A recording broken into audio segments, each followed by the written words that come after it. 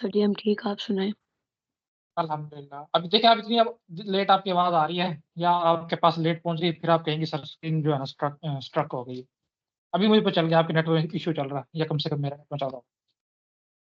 Sir जी बारिश होती है ना मेरे ख़्याल में इस वज़ह से नेटवर्क का इश्यू है। हाँ, काफ़ी बढ़िया। अच्छा जी, चलिए हम अपना लेक्चर स्टार्ट करते हैं। आज से हमने जो है नया सब्जेक्ट जो है स्टार्ट करना है, डेटा कम्युनिकेशन एंड नेटवर्क्स के नाम से। तो अब हम देखेंगे कि किसी भी नेटवर्क में 1 मिनट मैं नोट करता हूँ उनको।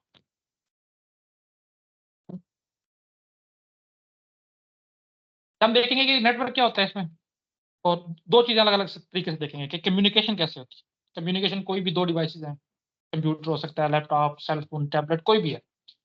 उनके दरमियान कम्युनिकेशन कैसे होती है और बीच में हम नेटवर्क को इन्वॉल्व करते हैं, ज़ाहिर है, बगैर किसी नेटवर्क के उनके दरमियान कम्युनिकेशन नहीं हो सकती। तो ये दोनों सब्जेक्ट जो हैं वो इकट्ठे पढ़े जाते हैं, डेटा कम्युनिकेशन और नेटवर्क के नाम से। इसमें हम डेटा कम्युनिकेशन को भी एक्सप्लोर करेंगे, नेटवर्क्स को भी एक्सप्लोर करेंगे, नेटवर्क्स कैसे काम करते हैं, कैसे डिज़ाइन किए जाते हैं, क्या-क्या मसाइल आते हैं, उन मसाइल से कैसे निपटा जाता है और सबसे इम्पोर्टेंट कौन-कौन सी डिवाइसेज़ हम यूज़ करते हैं। इस तरह की सारी चीज़ें जो है इंशाल्लाह हम जो पीपीएससी के पॉइंट ऑफ व्यू से इम्पोर्टेंट है, वो इस सब्जेक्ट में हम कवर करने की कोशिश करेंगे। चलिए हम स्टार्ट करते हैं। तो देखें जी, ये अ, अगर आपने पीपीएससी के जो पीएमएस का मैंने सिलेबस शेयर किया था, उसमें अगर आपने नेटवर्क्स का पोर्शन देखा है, उसमें जो है ना ये इसमें बल्कि एक चीज़ नेटवर्क सिक्योरिटी उसमें शामिल नहीं है। उन्होंने बाद में शायद ये रिवाइज़ में मैंने चेक नहीं किया, रिवाइज़ वाले में शायद उन्होंने शामिल कर दी हो। तो ये उसका कोर्स कंटेंट है। जितने भी फंडामेंटल्स हैं इसमें मतलब उन्होंने फंडामेंटल्स तो नहीं लिखा हुआ, तो ये तो मैंने उसकी हेडिंग बनाई है। इनकी जितने भी डेफिनेशन स्टोर डिवाइसेज़ वगैरह हैं और नेटवर्क से रिलेटेड जितने भी टर्म्स हैं, वो सारे के सारे इसमें आ जाती हैं। फिर नेटवर्किंग के मॉडल्स, आपको पता है कि 2 मेन मॉडल हाँ, जो हैं, जी। तो मॉडल्स को हम देखेंगे उसके बाद कि मॉडल कौन-कौन से हैं नेटवर्किंग के।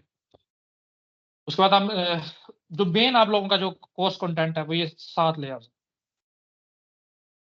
जिस भी क्लास में आप चले जाएँ, जिस भी प्लेसमेंट की तैयारी करें, किस चीज़ की भी तैयारी करें, नेटवर्क के पोर्शन का जो मेन कोर्स है ना, वो सिर्फ़ और सिर्फ़ ये 7 लेयर्स। और फिज़िकल लेयर्स क्या है, कि क्या-क्या फंक्शनैलिटी है, वो कैसे फंक्शनैलिटी प्रोवाइड्स करती है, ये अपने आप में एक बहुत बड़ी जो है ना वो कहानी है। वो हम सारे को बाकायदा आहिस्ता-आहिस्ता एक्सप्लोर करना शुरू करेंगे। लेकिन मैं कहने का मतलब ये है कि जो नेटवर्किंग का मेन आपका कोर्स कंटेंट है या सिलेबस है ना, वो ये सिर्फ़ और सिर्फ़ 7 लेयर्स है। आपने सिर्फ़ 7 लेयर्स ही तैयार करनी है। Physical layer, data link layer, network layer, transport layer, presentation layer, session layer और लास्ट वन एप्लीकेशन। उसके बाद आप कुछ नेटवर्क सिक्योरिटी से रिलेटेड टर्म्स जैसे क्रिप्टोग्राफी हो गई और 1-2 एल्गोरिदम जो आरएस वगैरह है, जिससे पहले भी 1-2 क्वेश्चन आ चुका है, उनको हम कोशिश करेंगे कि जल्दी से जल्दी जो है ना ओवरव्यू करके देख लें। तो ये हमारा सिलेबस था। स्पेसिफिकली आज के लेक्चर में हम क्या देखेंगे, देखें नेटवर्क आर्किटेक्चर क्या है? नेट आर्किटेक्चर की थोड़ी-सी हम कहानी को समझेंगे। नेटवर्क क्या है, इसको समझेंगे। ये बिल्कुल आप जो फर्स्ट ईयर, सेकंड ईयर के लेवल की चीज़ें हैं, क्योंकि इंट्रोडक्शन है नेटवर्क का। नेटवर्किंग डिवाइसेज़ वही जो आप हमेशा से पढ़ते आए हो, वही हम एक ओवरव्यू करेंगे। कास्टिंग ये कास्टिंग होती क्या है, कितने टाइप्स की है, इसको जल्दी से देखेंगे। और अगर आप नेटवर्क को एरिया की बेस पे एक्सप्लेन करें, तो उसमें क्या-क्या चीज़ें आती हैं, वो भी हम इसमें जो है ना एक्सप्लेन करेंगे। चलिए जी हम देखते हैं अब। अच्छा देखें, आर्किटेक्चर अगर आपसे कोई पूछ लेता है कि क्या है, वैसे चांसेस तो नहीं है, लेकिन क्योंकि शुरू करना है कहीं न कहीं से तो करना है, तो नेटवर्क आर्किटेक्चर देखो क्या है। तो इसमें नेटवर्क मॉडल्स में और आर्किटेक्चर में जो है ना डिफरेंस है। ये बात आपने याद रखनी है कि आर्किटेक्चर क्या है और मॉडल क्या है, अब आगे अगर हम जाएँगे तो आप डिफरेंशिएट करने के काबिल हो जाओगे। फिलहाल देखो नेटवर्क को आर्किटेक्चर को आप कैसे डिफाइन करते हैं? फिजिकल एंड लॉजिकल डिज़ाइन, यानी कि इसमें हार्डवेयर भी सर जी इन्वॉल्व है और सर, सॉफ्टवेयर भी इन्वॉल्व। जी, सर स्क्रीन शो नहीं हो रही। ये मैंने पहले ही बता दिया था आपको, जो अब इतनी लेट मेरी आवाज़ आप तक पहुँची थी ना, कि आपके नेट का डेफिनिटली इश्यू होगा आज। जी हाँ जी, सबको इश्यू है, सबको स्क्रीन शो नहीं हो रही। नहीं सर, हो हो रही रही है है सर। सर। हाँ, तो सर हो मंशा रही आप है, सर ज़रा हो रही है। हो रही है सर। ठीक है, तो मैंने शेयर कर दी ग्रुप में ना स्लाइड, इसलिए आप वहाँ से जो है ना दोनों इसमें से जो पहली है इंट्रो के नाम से, उसको डाउनलोड कर लें, उसको साथ-साथ जो है ना आप ओपन कर लें। जी यानी कि physical and logical design of software, hardware, protocols and media for the transmission of data. अब ये क्या चीज़ है? आहिस्ता-आहिस्ता हम इनको समझना शुरू कर देंगे, लेकिन अभी के लिए आप ये समझो कि आर्किटेक्चर जो है ना, हम कहते हैं किसी क्या कैसे डिज़ाइन किया गया है। कोई भी नेटवर्क जब डिज़ाइन किया जाएगा ना, उसमें ये चीज़ें होंगी। कुछ उसमें फिजिकल स्ट्रक्चर्स होंगे, जैसे वायर्स हैं, डिवाइसेज हैं, ये जो भी है। कुछ लॉजिकल डिजाइन होगा जो हकीकत में एग्जिस्ट नहीं करता होगा, आपने सिर्फ सॉफ्टवेयर के थ्रू जो है ना उसको इम्प्लीमेंट किया होगा। ये भी हम चीजें देखेंगे क्या क्या चीजें होती हैं। आगे उसने बकायदा उसको जीद एक्सप्लेन भी करती है कि सॉफ्टवेयर और हार्डवेयर होंगे लाजमी किसी ना किसी, जब भी आप कोई नेटवर्क डिजाइन करोगे तो दो चीजें लाजमी इसमें होंगी। उसके बाद कुछ प्रोटोकॉल्स होंगे। अब प्रोटोकॉल्स क्या होते हैं, जैसे आप पढ़ते हैं उनको सेट ऑफ रूल्स हैं। अब सेट ऑफ रूल्स से क्या मुराद है कि आप जो है ना, जैसे ही आप अपना नेटवर्क डिजाइन करोगे ना, उसके कुछ ना कुछ रूल्स अलग से बयान करके जो है ना वो इम्प्लीमेंट कर दो। क्या अगर मेरे नेटवर्क में या मेरे इस आर्किटेक्चर के थ्रू किसी ने भी अपनी मुख्तलिफ डिवाइसेस के दरमियान कम्युनिकेशन करवानी है, तो उनको ये रूल्स फॉलो करने पड़ेंगे। कैसे? जैसे कि आपने व्हाट्सएप ग्रुप बनाया,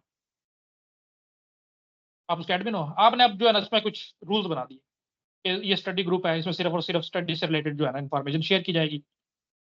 अच्छा, इस तरह की जो 2-4 और लगा लो।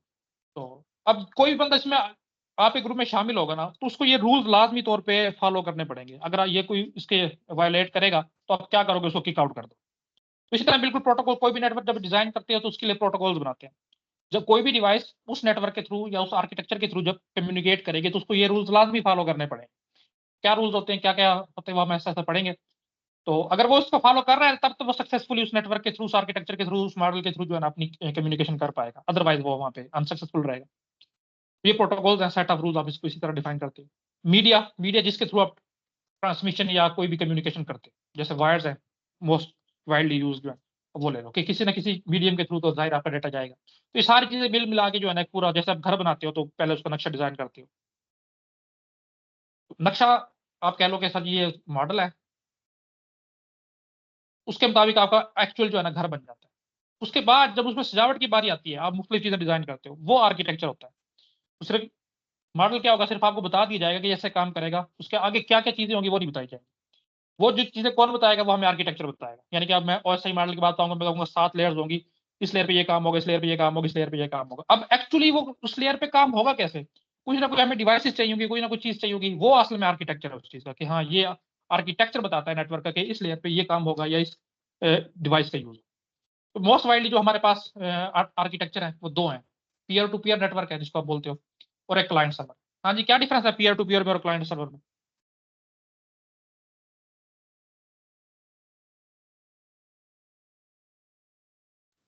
पीयर टू पीयर सिस्टम एक ही जैसे जो इन्वॉल्वमेंट होगी बिल्कुल। ठीक है, peer to peer client server क्या होगा कि एक चीज डिमांड की रिक्वेस्ट कर रहा होगा, दूसरा उसको डिमांड को पूरा कर रहा हाँ होगा। हाँ। तो सिर्फ पूरी दुनिया में जितने भी नेटवर्क एग्जिस्ट करते हैं ना, उनके पीछे सिर्फ और सिर्फ दो आर्किटेक्चर है। या तो वो नेटवर्क पीयर टू पीयर होगा या क्लाइंट सर्वर होगा। पीयर टू पीयर क्या होता है, पीयर में जब भी लफ्ज आता है मैं बताता हूँ, पीयर कोई ऐसा बंदा होता है या कह लो कोई भी ऐसी चीज है जो आपकी बिल्कुल सेम लेवल पे हो। जैसे आप स्कूल में वर्क कर रहे हो, SST हो, EST हो, तो एक और बंदा जो EST है वो बिल्कुल आपके सेम लेवल पे डेजिग्नेशन में, वो आपका पीयर।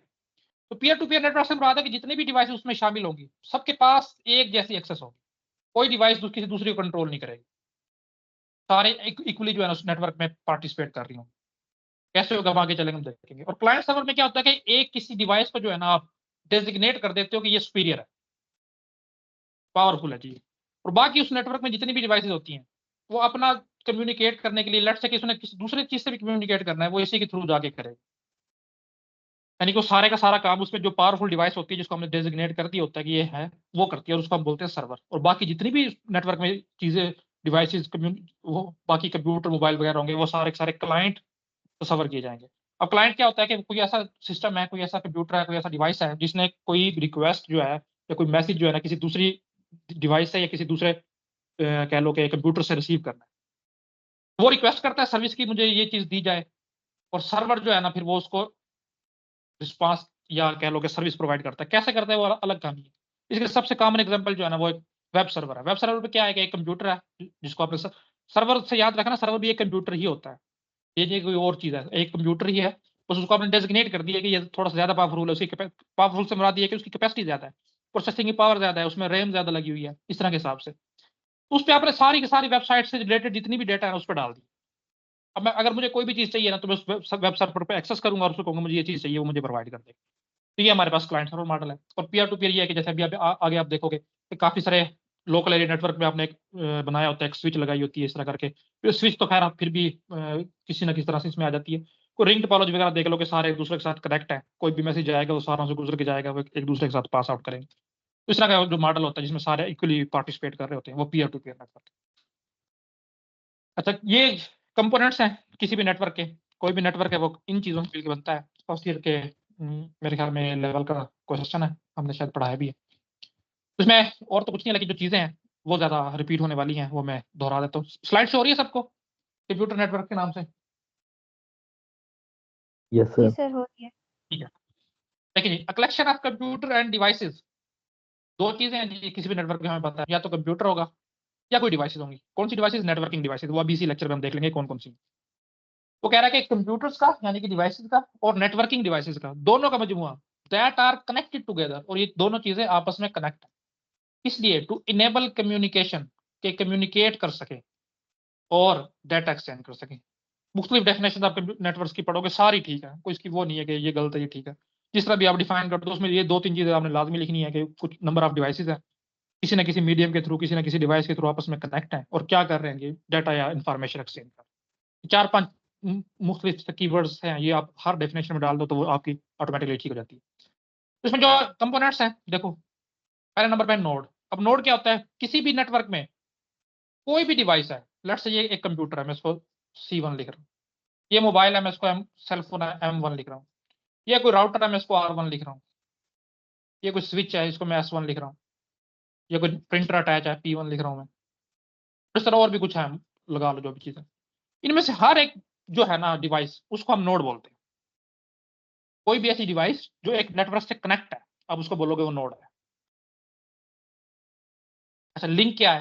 अब देखो एक मेन नेटवर्क है आपका, उसके आप किसी ड्रॉप लाइन या किसी वायर के थ्रू, किसी भी नेटवर्क के थ्रू ना अपनी डिवाइस आपने से कनेक्ट की होगी। इस जो आपने अपनी डिवाइस उस नेटवर्क के साथ जिस भी मीडियम के थ्रू कनेक्ट की हुई है ना, इसको हम बोलते हैं लिंक। याद रखना ये चैनल से डिफरेंट है, अगर चैनल या मीडियम आएगा वो अलग कहानी है। ये लिंक है। लिंक से मुराद ये है कि आपने अपनी डिवाइस किस तरह से उस नेटवर्क के साथ कनेक्ट किया, तो वो है लिंक। सेंडर आपको बताइए, हर नेटवर्क में दो पार्टीज इन्वॉल्व होती हैं, एक सेंडर और एक रिसीवर। सेंडर वो है जिसने कोई भी डाटा या इंफॉर्मेशन भेजनी है उस नेटवर्क के थ्रू, और रिसीवर वो है जो उस इंफॉर्मेशन को या डाटा को रिसीव करेगा। तो सेंडर वो कंप्यूटर या डिवाइस है, ये जरूरी नहीं कंप्यूटर और डिवाइस भी हो सकती है, कोई लेट्स से राउटर भी सेंड करता है डाटा, जो डाटा को सेंड कर रहा है। और रिसीवर वो डिवाइस है या कंप्यूटर है जो कुछ भी है उस डाटा को रिसीव कर रहा है। तो इसमें कोई इतनी रॉकेट साइंस नहीं है। मैसेज देखो क्या है, अब इसमें मैसेज से मुराद सिर्फ टेक्स्ट मैसेज नहीं है कि कोई टेक्स्ट मैसेज जा रहा है, कोई भी डाटा जो एक सेंडर से दूसरे रिसीवर तक ट्रेवल करता है, चाहे वो किसी भी फॉर्मेट में है। हम देखेंगे कि जो भी डाटा होता है अल्टीमेटली वो बिट्स में कन्वर्ट होकर जो है ट्रेवल करता है। उस पूरे डाटा का जो भी जा रहा है, इंफॉर्मेशन है या कोई रिक्वेस्ट भेजी जा रही है, कुछ भी चीज़ है, वो आपका मैसेज कहलाती है। और लास्ट पे हमारे पास टर्म है चैनल। देखो चैनल, चैनल अब एक नेटवर्क का हिस्सा है। जैसा कि मेरा कंप्यूटर जो है ना, मेरे घर में मौजूद PTCL के राउटर से कनेक्ट है, तो ये चीज़ होगी लिंक। मेरा राउटर जो है ना मेरे ISP यानी कि इंटरनेट सर्विस प्रोवाइडर, जैसा कि मैं PTCL की एग्जांपल ले रहा हूँ, PTCL की मेन जो हमारे पास इधर जो भी आपके पास होगी, क्या कहते हैं इसको, एक्सचेंज, इसमें किसी ना किसी एक राउटर के साथ कनेक्ट होगा जो पावरफुल राउटर हो। तो इनके दरमियान जो इस तरह का कनेक्ट कम्युनिकेशन होगी ना, उसको हम कहेंगे ये एक चैनल बनाओ। इस तरह जो मेरे एरिया का ISP का राउटर है वो किसी दूसरे एरिया के नेटवर्क के राउटर के साथ कनेक्ट होगा, तो ये भी एक चैनल है। तो चैनल में और लिंक में जो है ना आपने थोड़ा सा डिफ्रेंशिएट करना। चैनल एक ऐसा मीडियम होता है जिसकी बैंडविड्थ या कैपेसिटी हाई होती है, और लिंक जो है ना उसकी जरूरी नहीं है कि वो बहुत ज्यादा हाई हो, लेकिन चैनल जो भी होगा वो मल्टीपल उसमें से जो है ना कम्युनिकेशन बैक वक्त पॉसिबल है। लेकिन लिंक में ऐसा नहीं है। लिंक में क्या होगा कि सिर्फ आपकी इमीडिएट डिवाइस जो है ना वो किसी नेटवर्क के साथ कनेक्ट होगी। अल्टरनेटिवली भी यूज होती है लिंक, लेकिन इसमें थोड़ा सा डिफरेंस है वो मैंने बता दिया। कहीं पे अगर आप लिंक भी लिखा हुआ है, वैसे तो लिखा नहीं होगा, और चैनल की उसमें जगह यूज किया तो ये एक्सेप्टेबल है, लेकिन फिर भी इसमें कुछ ना कुछ डिफरेंस है वो मैंने बता दिया। तो ये हमारे पास एक कंपोनेंट्स नेटवर्क के, तो ये कम से कम ये चीजें हैं जो किसी ना किसी नेटवर्क का हिस्सा होती हैं। तो अब हम इसकी, आपने देखा था कि नेटवर्क में दो चीजें होती हैं, या तो डिवाइसेस हैं या कंप्यूटर्स हैं। तो हम डिवाइसेस से स्टार्ट लेते हैं, कौन कौन सी डिवाइसेस हैं। ये बिल्कुल आसान आसान सी चीजें हैं, लेकिन क्योंकि इनमें से आया हुआ है ऑलरेडी MCQ, तो ये हमारी मजबूरी है हम इनको कवर करें। नेटवर्क इंटरफेस कार्ड, या जिसको NIC बोलते हैं। हाँ जी, क्या होता है ये? हार्डवेयर इंटरफेस होता है कि जब ठीक है। हम किसी डिवाइस जिस नेटवर्क से हम लोग अपने सिस्टम को कनेक्ट कर रहे होते हैं, तो उसके लिए हमें ऐसी ज़रूरत होता है, ये एड्रेस होता है उस डिवाइस का, तो मतलब अच्छा, उस नेटवर्क से वो डिवाइस कनेक्ट होती है। ये एड्रेस है तो फिर मैं इसको एड्रेस क्यों नहीं बोल रहा, मैं कार्ड क्यों बोल रहा हूँ इसको? ये सर हार्ड कोडेड हमारी एक डिवाइस है जो किसी भी कंप्यूटर को नेटवर्क के साथ जोड़ने के लिए इस्तेमाल की जाती है। इसके बगैर कंप्यूटर को नेटवर्क पर आइडेंटिफिकेशन नहीं मिलती, तभी ये नाम इसका नेटवर्क इंटरफेस है। ठीक है, बिल्कुल ऐसे ही है जी। देखो आपके कंप्यूटर में ना, कंप्यूटर से बता आपके जो सिस्टम बॉक्स है जिसको आप सीपीयू बोलते हो, सीपीयू सिर्फ इसका एक कंपोनेंट होता है, एज अ होल इसको सिस्टम बॉक्स बोला जाता है। तो इसके अंदर काफी सारी डिवाइसेस लगी होती हैं एक्सपेंशन स्लॉट में, या बिल्ट इन भी हो सकती है। तो इनमें से एक ऐसी डिवाइस होती है जिसके अंदर आपको RJ45 पोर्ट देखने को मिलती है, जिसमें आप जो है ना ये अपनी राउटर से केबल वगैरह इंसर्ट करते हैं। तो जिस पोर्ट के अंदर ये इंसर्ट हो रही होती है उसके पीछे जितना भी उसका सर्किट है उसको हम बोलते हैं कि ये NIC है, नेटवर्क इंटरफेस कार्ड। तो ये वायर्ड भी हो सकता है, वायरलेस भी हो सकता है। जैसे लैपटॉप्स वगैरह में जो है ना दोनों आपको दी गई होती हैं, जिसको आप बोलते हो कि वायरलेस कार्ड है। जो वायरलेस कार्ड आप जिसको बोल रहे होते हो वो एक्चुअली वो नेटवर्क इंटरफेस कार्ड ही होता है। ये पुराने जमाने में इसका एक नाम था कि हमने जो है ना मॉडेम लगाया हुआ है कंप्यूटर के अंदर, मोटरोला कंपनी का आया करते थे पुराने जमाने में, तो वो एक्चुअली वो नेटवर्क इंटरफेस कार्ड ही होता था। तो आप अपने कंप्यूटर में घुमा के देखें इसको, जहां पे भी आपको लगता है कि इसमें इंटरनेट वाली जो केबल होती है जिसको RJ45 कनेक्टर के साथ कनेक्ट किया जाता है, जहां पे वो इंसर्ट होगी ना उसके पीछे जो भी सर्किट है उसको नेटवर्क इंटरफेस कार्ड बोला जाता है। अब ये क्या है कि इसका एक हार्ड वायर्ड, यानी कि इसमें ऑलरेडी ऐसा एड्रेस लिख दिया गया होता है जिसको चेंज नहीं किया जा सकता, यानी कि हार्ड वायर्ड, जिसको हम बोलते हैं मैक एड्रेस। अब ये मैक एड्रेस कम्युनिकेशन में काम आता है, कब आएगा जब हम आगे चलेंगे तो हमें पता चलेगा। लेकिन ये है कि एक दफा जो भी इस डिवाइस को बनाता है, यानी कि ओरिजिनल इक्विपमेंट मैन्युफैक्चरर, OEM के नाम से मैं अक्सर एक टर्म यूज करता हूँ। OEM एक ऐसी कंपनी होती है जो किसी भी डिवाइस को ओरिजिनली बनाती है। जैसे कि आपने कोई भी मोबाइल परचेज किया है, उसके साथ आपका एक चार्जर आएगा, तो वो चार्जर उसी कंपनी ने बनाया डेफिनेटली। तो उस चार्जर को आप बोलोगे यार ये OEM चार्जर है, वो आपको खराब हो जाता है, आप मार्केट से जाके बाई करते हो तो आपको भी पता है कि वो ओरिजिनल नहीं है, बेशक आपको जो भी जितने मर्जी ओरिजिनल करके बोले, वो यहीं पाकिस्तान में या चाइना में कहीं बन रहा होगा। यानी उस कंपनी ने स्पेसिफिकली जिससे आपने पहले लिया था मोबाइल या चार्जर, उसका कंपनी का नहीं होगा, तो उसको हम कहते हैं थर्ड पार्टी। तो OEM फर्स्ट पार्टी होती है जो ओरिजिनली किसी भी इक्विपमेंट को तैयार करती है। तो जिस कंपनी में ने भी ये नेटवर्क इंटरफेस कार्ड बनाया होगा उसी ने इसके अंदर जो है एड्रेस लिखा होता है। और ये आपका एड्रेस जो है ना PROM के अंदर, यानी कि प्रोग्रामेबल रीड ओनली जो मेमोरी है आपकी, इसके अंदर सेव होता है। ये MCQ के हवाले से अहम है। अभी मैक एड्रेस क्या होता है, क्यों यूज करते हैं, जब आगे जाएंगे जब डाटा लिंक लेयर पे, तो हमें ये सारा कुछ क्लियर हो जाएगा। अभी के लिए आप सिर्फ ये चीजें याद रखो कि हाँ कुछ चीज होती है जिसके थ्रू हम इंटरनेट से कनेक्ट करते हैं। तो काम इसका क्या है कि आपके कंप्यूटर को, स्पेसिफिकली ये कंप्यूटर की बात होगी, आप किसी और डिवाइस की बात नहीं होगी, आपके कंप्यूटर से नेटवर्क को कंप्यूटर के साथ सॉरी आपके कंप्यूटर को नेटवर्क के साथ कनेक्ट करना इसका काम। अब नेटवर्क कोई भी हो सकता है, सबसे कॉमन एग्जांपल उस नेटवर्क की इंटरनेट है। अच्छा, ये बात जो एक और बात में रखी हुई है, लेयर 2 डिवाइस है। अब ये लेयर क्या है, लेयर 2 डिवाइस क्या होती है, लेयर 3 डिवाइसेस क्या होती हैं, लेयर 1 क्या होती है, अभी आपको शायद इसकी समझ ना आए। लेकिन जाहिर है जब आप इस कोर्स को पूरे को रिवाइज कर लोगे, जब मैं पढ़ा दूंगा उसके बाद जब आप खुद से इसको रिवाइज करोगे ना, तब ये चीजें जो पॉइंट लिखा हुआ है तब आपके काम आएगा कि अच्छा ये लेयर 2 डिवाइस है। आपके लिए बेशक अभी के लिए बेशक इसको आप ये ना भी समझ आए तो कोई मसला नहीं है। आगे जैसे हम लेयर्स को शुरू करेंगे आपको समझ आना शुरू हो जाएगी कि लेयर 2 डिवाइसेस मतलब ये क्या क्या स्पेक। हमारी जी दूसरी लेयर है, डेटा लेयर, उसमें ये यूज होगा। ठीक है। अच्छा, नेक्स्ट हमारे पास है रिपीटर। ये भी हमारे पास डिवाइस है, इसका नाम ही बता रहा है कि ये रिपीट करता है। तो इसमें जो कंफ्यूजन आती है वो मैं आज क्लियर करूंगा, जो मुझसे भी इंटरव्यू में पूछी गई थी, पहला पहला जो मेरा PPSC का इंटरव्यू था। अच्छा देखो, ये फिजिकल लेयर पे काम करता है, ये बात आपने याद रखनी है। कैसे याद रखनी है सर, समझ नहीं आ रही, तो अभी जब हम फिजिकल लेयर पढ़ेंगे फिर आपको ये सारी चीजें इंशाल्लाह याद रखने की जरूरत नहीं रहेगी, आपको बाई डिफॉल्ट समझ आना शुरू हो जाएगी। दूसरा इसका पॉइंट है 2 पोर्ट डिवाइस है। अब ये 2 पोर्ट से क्या मुराद है, देखो ये जो भी डिवाइस है ना, लेट्स से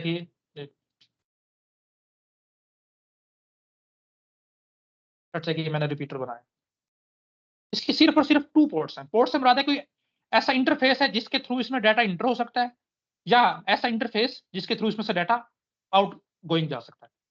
तो लेट्स से कि ये एक पोर्ट है इसकी और एक ये पोर्ट है, तो ये 2 पोर्ट डिवाइस है। क्या करेगा, एक पोर्ट में से डाटा इसमें इंटर होगा, ये कुछ प्रोसेसिंग करेगा उस डाटा पे, क्या करेगा वो हम नेक्स्ट पॉइंट्स में पढ़ते हैं, और उसके बाद दूसरी पोर्ट्स में से डाटा इसका आउट होगा।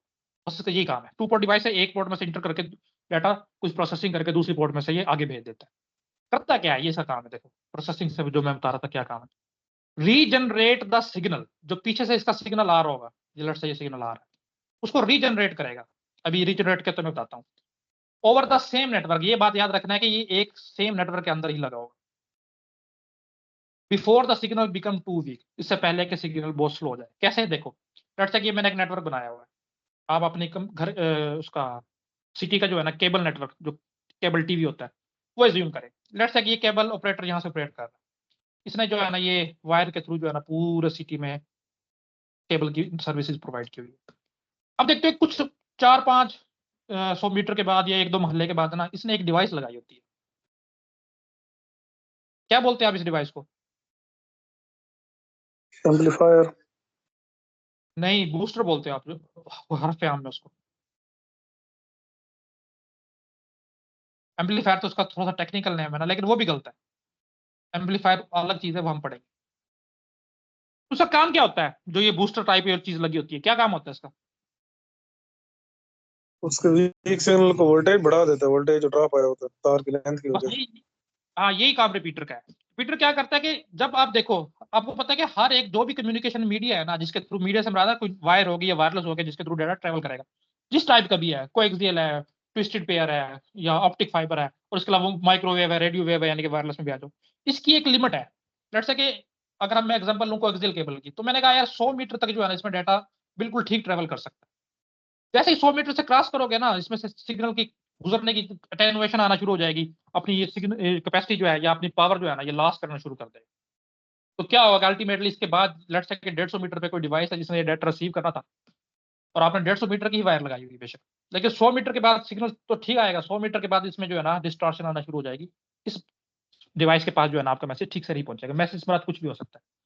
तो आप क्या करते हो, आपको पता है कि यार 100 मीटर के बाद इसकी रेंज, इसकी कैपेसिटी जो है ना डिस्टार्ट होना शुरू हो जाएगी। 100 मीटर के बाद जिससे आप हर पे हमें बूस्टर बोलते हैं वो लगा देते हो।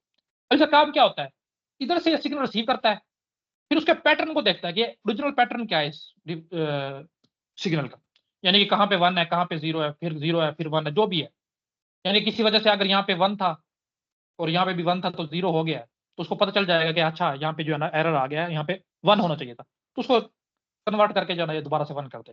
तो इसमें ये दोनों पावर्स क्या करता है, ये जो ओरिजिनल सिग्नल आ रहा होता है उसको बिट बाय बिट रिकवर करता है, जितनी बिट्स होंगे उसको बिट बाय बिट रिकवर करेगा।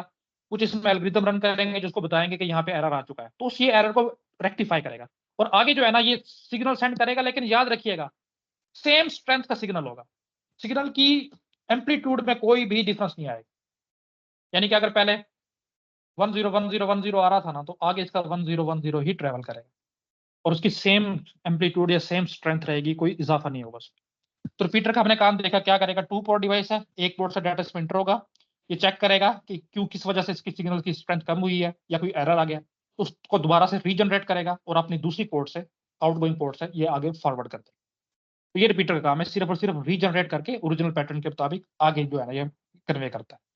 जो एम्पलीफायर है उसका काम थोड़ा सा डिफरेंट है, इसका नाम ही बता रहा है ये एम्पलीफायर है। एम्पलीफायर क्या करता है देखो आपने एम्पलीफायर यहाँ पे लगा दिया, यहाँ से पीछे से कोई भी सिग्नल आया, बेशक उसमें एरर भी आया, कोई 1 2 4 बिट चेंज हो गई, तो एम्पलीफायर आपके लेट्स से कि ये है 2x पे काम करता है।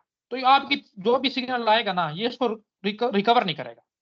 अगर किसी वजह से उसमें एरर आ गया तो ये एरर वाला मैसेज ही आगे भेज देगा, उसको रिकवर नहीं करेगा। हाँ क्या करेगा, एम्पलीट्यूड उसका डबल कर देगा। अगर आप एनालॉग की बात करो तो लाउड स्पीकर के एग्जाम्पल ले सकते हो, तो आपने वहाँ पे माइक लगाया होता है, वो यही काम करता है कि आप उसमें से बोलते हो, वो आपकी जो भी आवाज होती है उसको एम्पलीफाई करके काफी गुना बढ़ा के बाय जो आप स्पीकर रखे होते हैं उसमें से आगे जो है ना वो कह लो कि ब्रॉडकास्ट करता है या बाहर भेजता है। तो ये एम्पलीफायर का काम है। उस बल्कि उसको जो माइक जिसके साथ फौरी तौर पर अटैच होता है ना उस डिवाइस का या उस जो बॉक्स होता है उसका नाम भी एम्पलीफायर है, मतलब उसको एम्पलीफायर ही बोला जाता है। उसका यही काम हो रहा है, जो भी आप बोल रहे हो तो वो आगे बोल रहा है। मतलब किसी वजह से उसमें कोई कह लो कि आवाज आ जाती है, अक्सर आपने देखा होगा, तो वो उसको रेक्टिफाई नहीं करता, उसी तरह जो है ना आगे भेज देता है।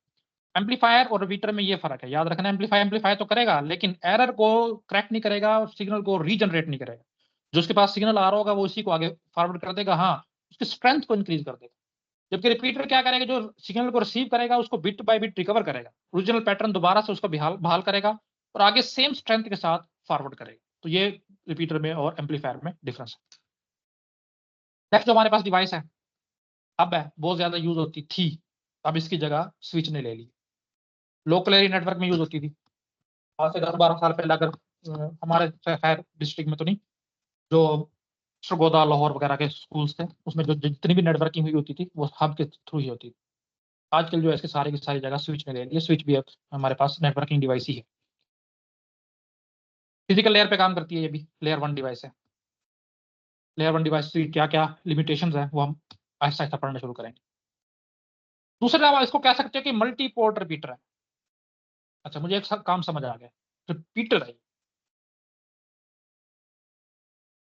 कि जो भी मैसेज इसके पास आएगा ना उसको ये आगे कन्वे करेगी, ना कोई इंक्रीज करेगी। हाँ, किसी वजह से एरर है तो एरर को डायरेक्ट डिटेक्ट लाजमी करेगी, उसके अलावा इसका कोई काम नहीं है, क्योंकि हमने देखा था रिपीटर का यही काम था। लेकिन इसमें क्या है कि पोर्ट ज्यादा है। हो सकता है कि लेट से इंटर होने वाली 2 पोर्ट्स हों और आउट होने वाली 5 पोर्ट्स हों, पोर्ट्स की तादाद इसमें ज्यादा है, बाकी ये काम वही करती है जो रिपीटर करता है। अब हम फिजिकल लेयर की पहली लिमिटेशन पढ़ते हैं, यानी कि ऐसी डिवाइसेस जो पहली लेयर से मुराद है OSI मॉडल, जो अभी मैंने नहीं पढ़ा इसलिए मैं इसको थोड़ा सा अवॉइड कर रहा था, लेकिन क्योंकि अब आना शुरू हो गया तो मुझे बताना पड़ेगा।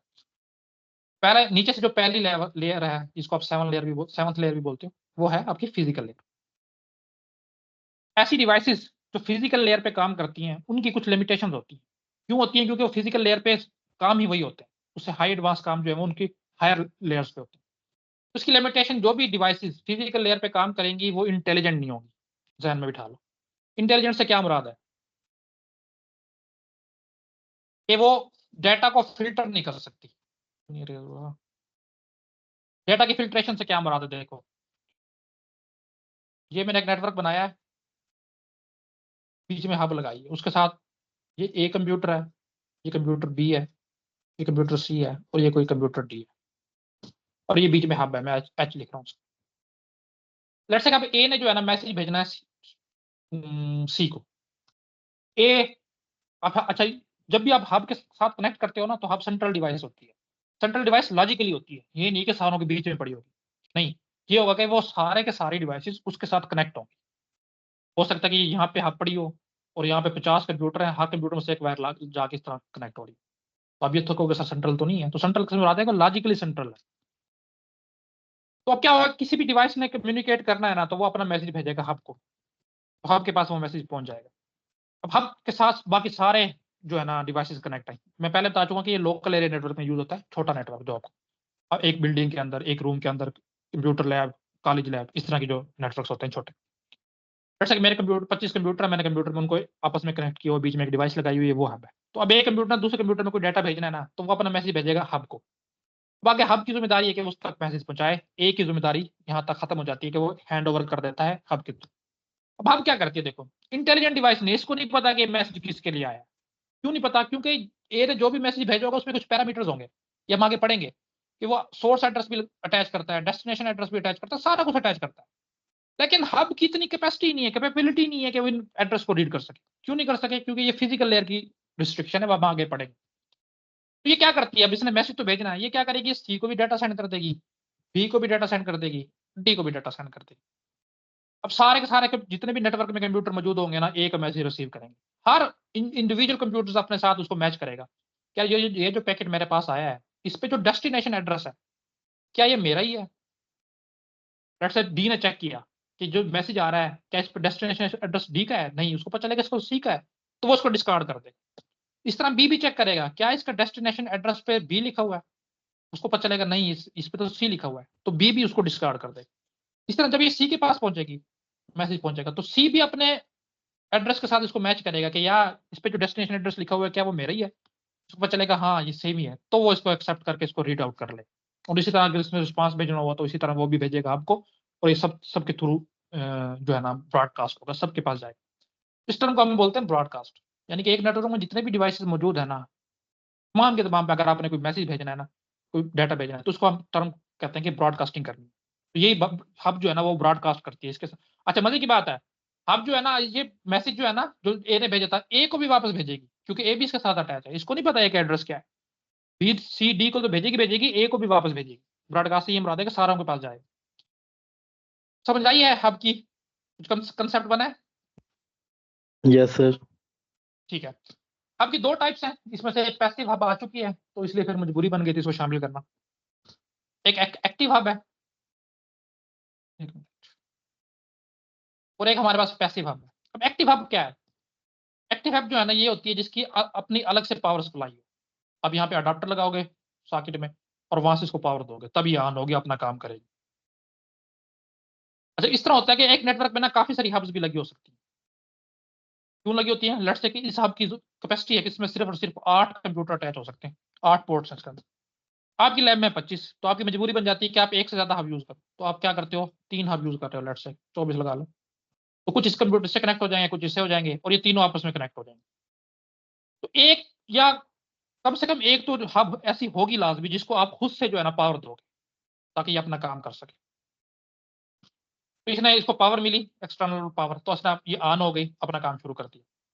अब बाकी हब के पास ऑप्शंस है कि या तो इनकी भी एक्सटर्नल पावर हो तभी ये ऑन होगा, अपना काम करें, या ये इनमें एक हब की टाइप होती है जिसको कम पावर चाहिए होती है अपने ऑपरेट करने के लिए, और वो पावर जो है ना वो पीओई के थ्रू इस एक्टिव हब से ले लेती है। पीओई क्या है? पावर ऑफ या पावर ओवर ईथरनेट।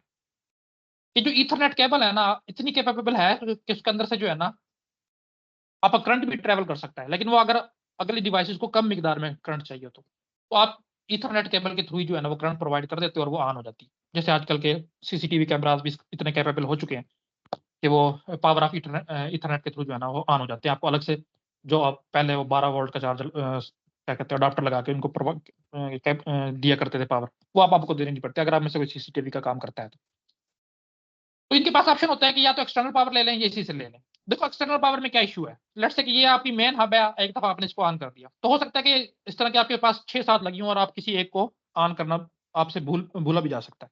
तो क्या होगा, फिर सारे के सारे नेटवर्क डिस्टर्ब हो जाएगा, ये सारे के सारे कंप्यूटर जो इसके साथ कनेक्ट थे वो ऑफलाइन रहेंगे। तो इसी तरह जो उनके थ्रू मैसेज आना होगा वो इस तरह काफी आपको समझ रहे होंगे, काफी प्रॉब्लम होगी।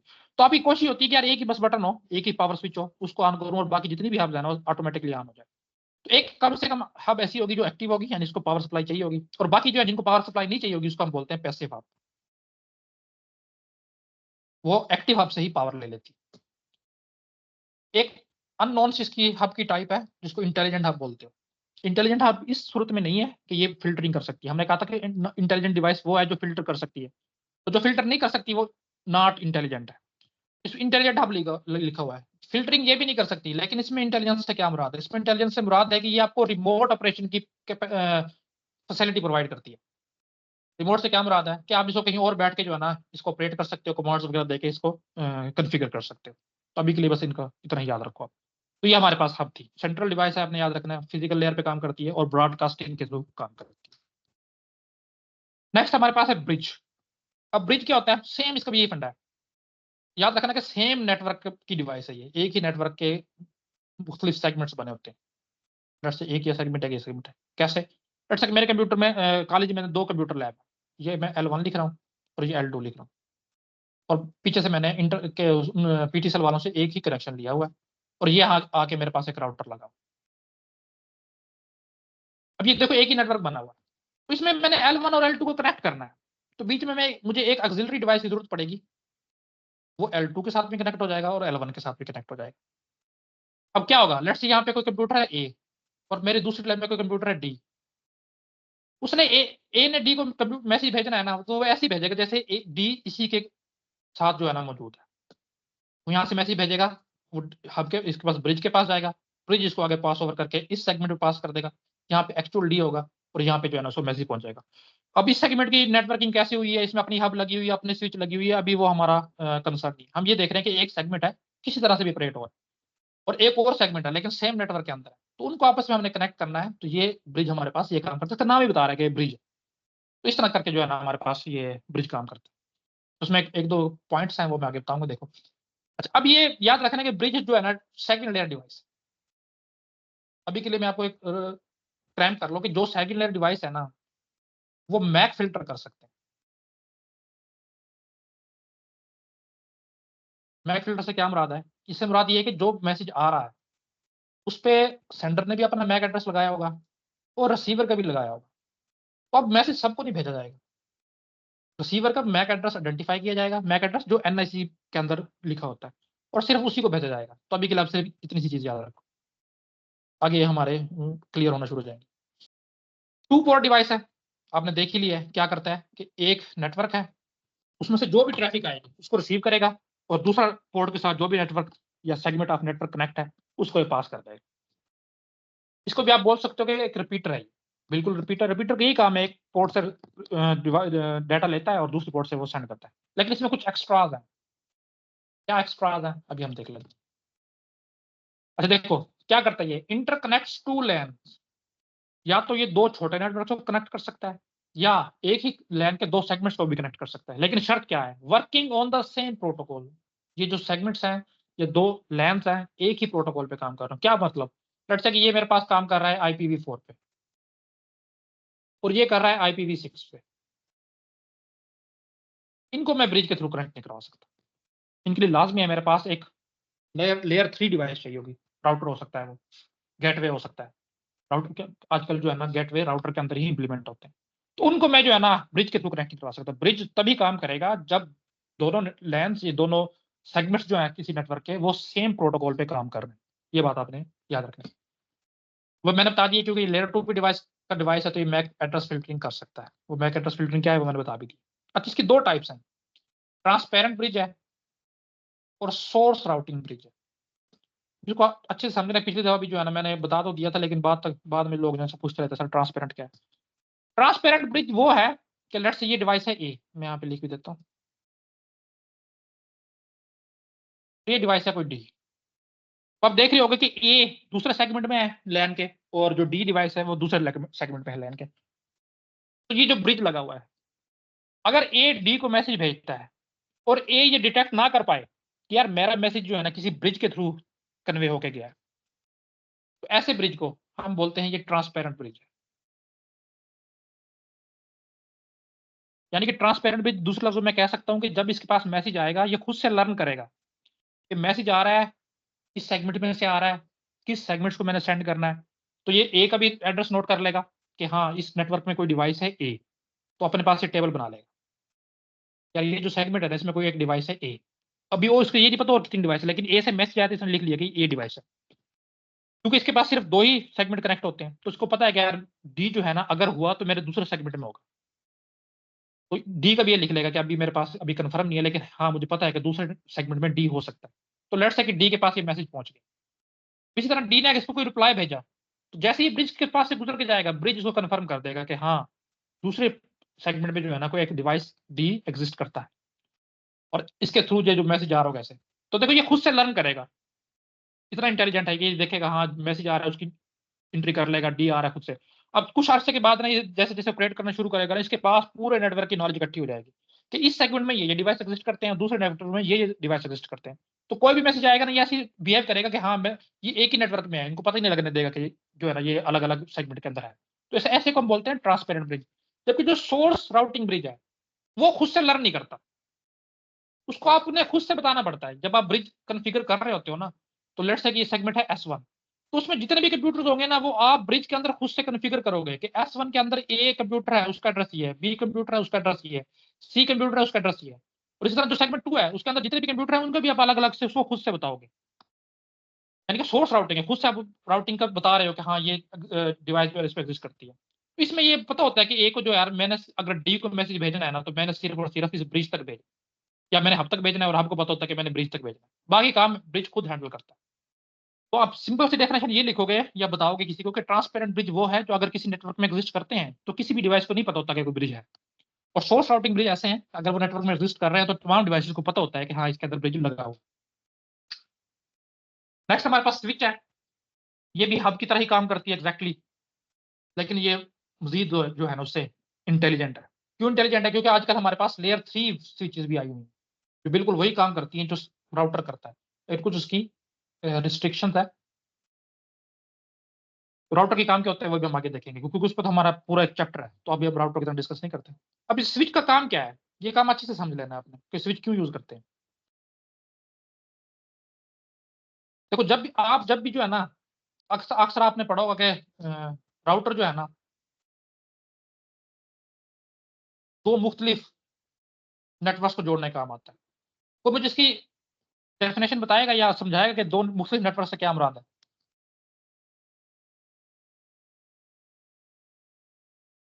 तो जिनके प्रोटोकॉल डिफरेंट हो, कि जो आईपी वर्जन 4 और आईपी वर्जन 6 की बात आप बता रहे थे।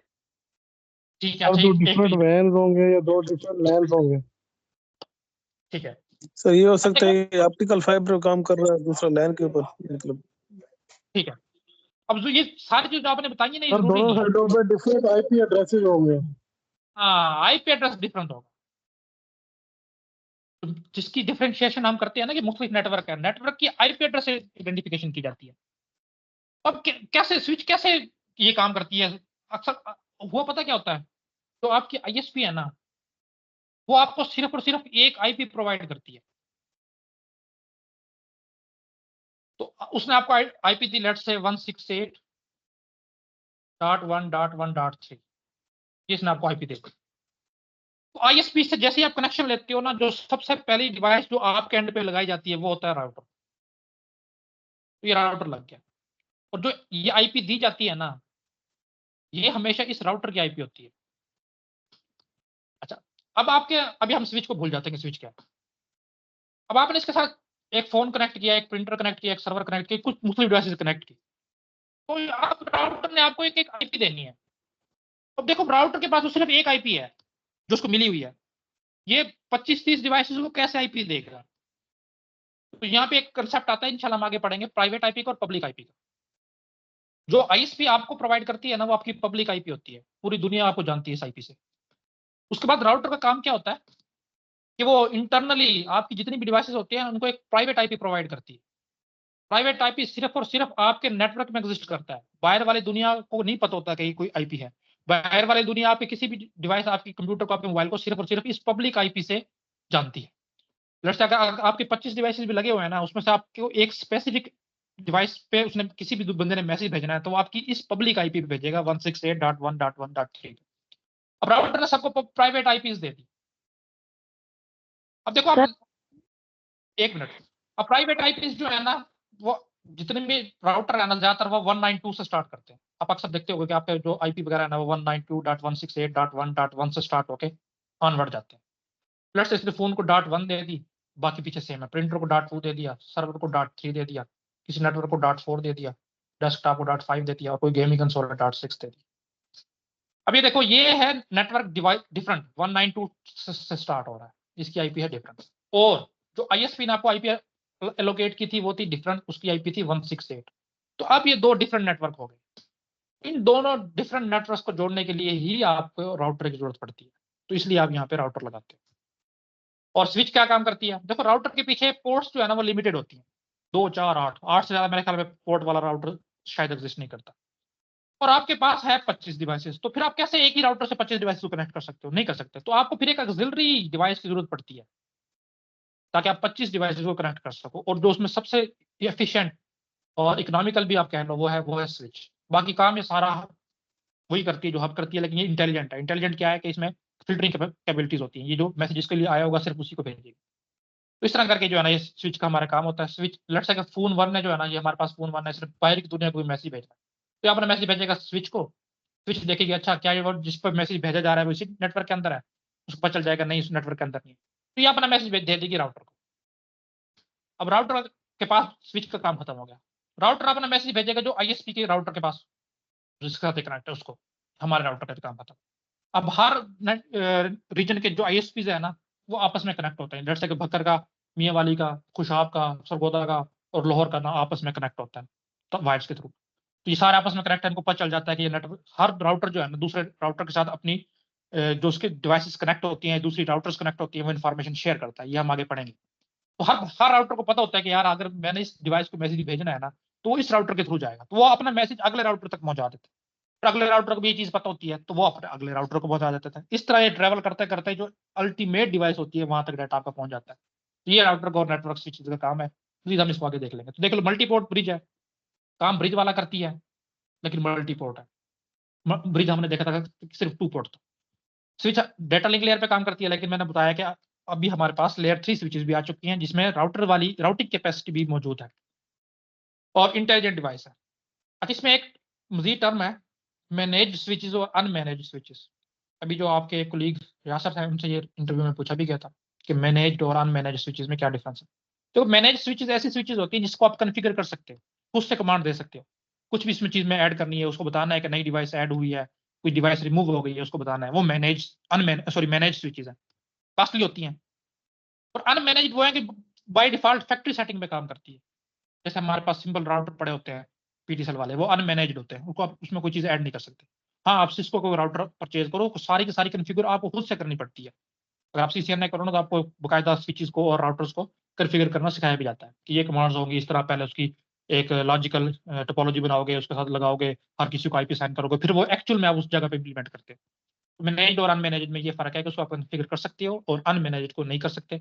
मैनेज्ड जो है वो कॉस्टली होती है, अनमैनेज्ड जो है वो रिलेटिवली लेस कॉस्टली होती है आपके पास। राउटर्स है ये हम, क्योंकि हमने पूरा एक चैप्टर देखना है इस पे और बहुत सर ज्यादा मेरा यूज होगा। क्वेश्चन है। जी पूछे। सर आप पब्लिक और प्राइवेट नेटवर्क की बात कर रहे थे, तो मुझे वहाँ पे कंफ्यूजन है। मुझे ये समझा दें कि जब हम एक पब्लिक नेटवर्क ले लेते हैं, तो उसके बाद जो बाकी उसमें जब हम डिवाइसेस कनेक्ट करवा ले, मतलब हमने एक लेट्स सपोज हमारा एक कैंपस है और हमने एक उसके लिए ना पब्लिक नेटवर्क जो है ना वो परचेज किए, फिर आगे जितनी भी डिवाइसेस कनेक्ट करवाई हैं प्राइवेट, तो वो डिवाइसेस प्राइवेट होंगी या जो वो मतलब जितनी डिवाइसेस जो उससे कनेक्ट होंगी उन सब डिवाइसेस को प्राइवेट एड्रेस मिलेगा? लेट्स सपोज हमारे उनको पास 25 ऐड हुए उस पब्लिक नेटवर्क से। जी, राउटर अपने एंड पे जो है ना एक अलग से एड्रेसिंग करता है।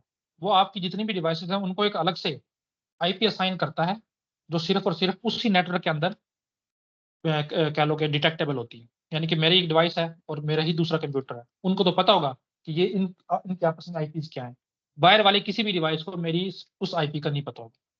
अगर वो बाहर वाला कोई भी डिवाइस है मेरे नेटवर्क से, अगर वो मुझे मैसेज भेजेगा तो मेरे राउटर की आईपी भेजेगा, फिर मेरा राउटर जो है आगे मेरे कंप्यूटर है, मोबाइल है, जो भी है, उन तक पहुंच जाएगा। तो जो राउटर की आईपी है या वो हमारी पब्लिक आईपी है जिसको पूरी दुनिया जानती है, और उसके अंदर जो राउटर ने खुद से एड्रेसिंग की हुई है वो प्राइवेट आईपीज है, उनको कोई दुनिया नहीं जानती, उसको सिर्फ राउटर और उसके अंदर मौजूद डिवाइसेस हैं सिर्फ वही जानते हैं। सही सही, ठीक है। अच्छा, गेटवे, गेटवे का भी वही काम है, राउटर के अंदर ही ये इंप्लीमेंट होते हैं, कोई अलग से नहीं मिलते। पहले शायद मिलते हो लेकिन अभी नहीं मिलते। क्या करते हैं कि इस नेटवर्क से कोई भी आपका डाटा वगैरह आ रहा है ना, वो लेट से IPv4 पे काम कर रहा है, कोई डिफरेंट नेटवर्क है, और ये इधर एक कोई डिफरेंट नेटवर्क है, तो उसको आपस में कन्वर्ट करता है। ऐसे कह लो कि IPv4 को कन्वर्ट करेगा कि वो IPv6 वालों के लिए रिकॉग्नाइजेबल हो जाए, रिकॉग्नाइजेबल हो जाए। देखो, कनेक्ट टू नेटवर्क्स, ऐसे टू नेटवर्क्स को कनेक्ट करता है। They may work upon different networking models, जो आपस में डिफरेंट नेटवर्किंग मॉडल पे काम कर रहे हैं। यानी कोई लेट से TCP/IP पे कर रहा है, इधर OSI मॉडल पे कर रहा है, इधर पीयर टू पीयर वाले हैं, इधर कोई क्लाइंट सर्वर मॉडल है, कोई भी डिफरेंस हो सकता है। तो ये मैं बता रहा हूँ कि राउटर के अंदर ही इंप्लीमेंट होता है, पहले अलग से मिलते थे लेकिन अब तो राउटर इतने इंटेलिजेंट हो गए कि वो गेटवे का भी काम करते हैं। दूसरा लाभ इसका प्रोटोकॉल कन्वर्टर भी है। जाहिर है, हमने देख लिया कि एक नेटवर्क दूसरे प्रोटोकॉल पे काम कर रहा है और दूसरा उस पे, तो ये आपस में कन्वर्ट ही करते हैं। आप इसको किसी भी नेटवर्क लेयर पे काम कर सकते हैं। नेटवर्क लेयर से मुराद है 1, 2, 3 या फिर 7। बीच वाली जो 4, 5, 6 है उस पर ये काम नहीं करेगा। 1, 2, 3 या 7। 7 से मुराद है कि ये सॉफ्टवेयर बेस्ड भी हो सकता है।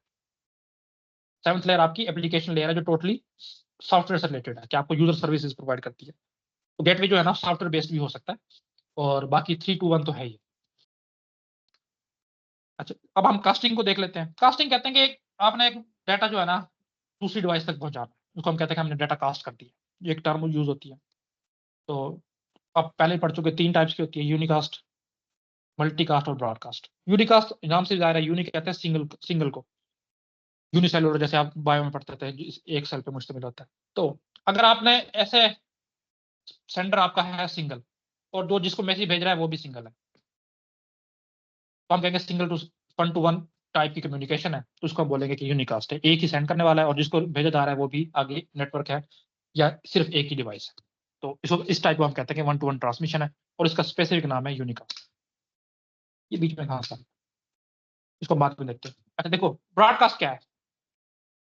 ब्रॉडकास्ट ये अब हमने पढ़ भी लिया था, हब बाय डिफॉल्ट ब्रॉडकास्ट करती थी। क्या करती थी कि अगर एक नेटवर्क में कोई एक मैसेज है और वो अपने पूरे के पूरे नेटवर्क के हर एक डिवाइस तक पहुंचाना है, तो इस टर्म को हम बोलते हैं कि ब्रॉडकास्ट है। वन टू ऑल इसको बोला जाता है कि एक जगह से आया था और बाकी जितनी भी डिवाइस उस नेटवर्क में मौजूद थी सब तक पहुंचाना था, तो वन टू ऑल। दो टाइप की ब्रॉडकास्टिंग होती है, लिमिटेड ब्रॉडकास्टिंग और डायरेक्ट ब्रॉडकास्टिंग। इसको समझ लेना है क्या है।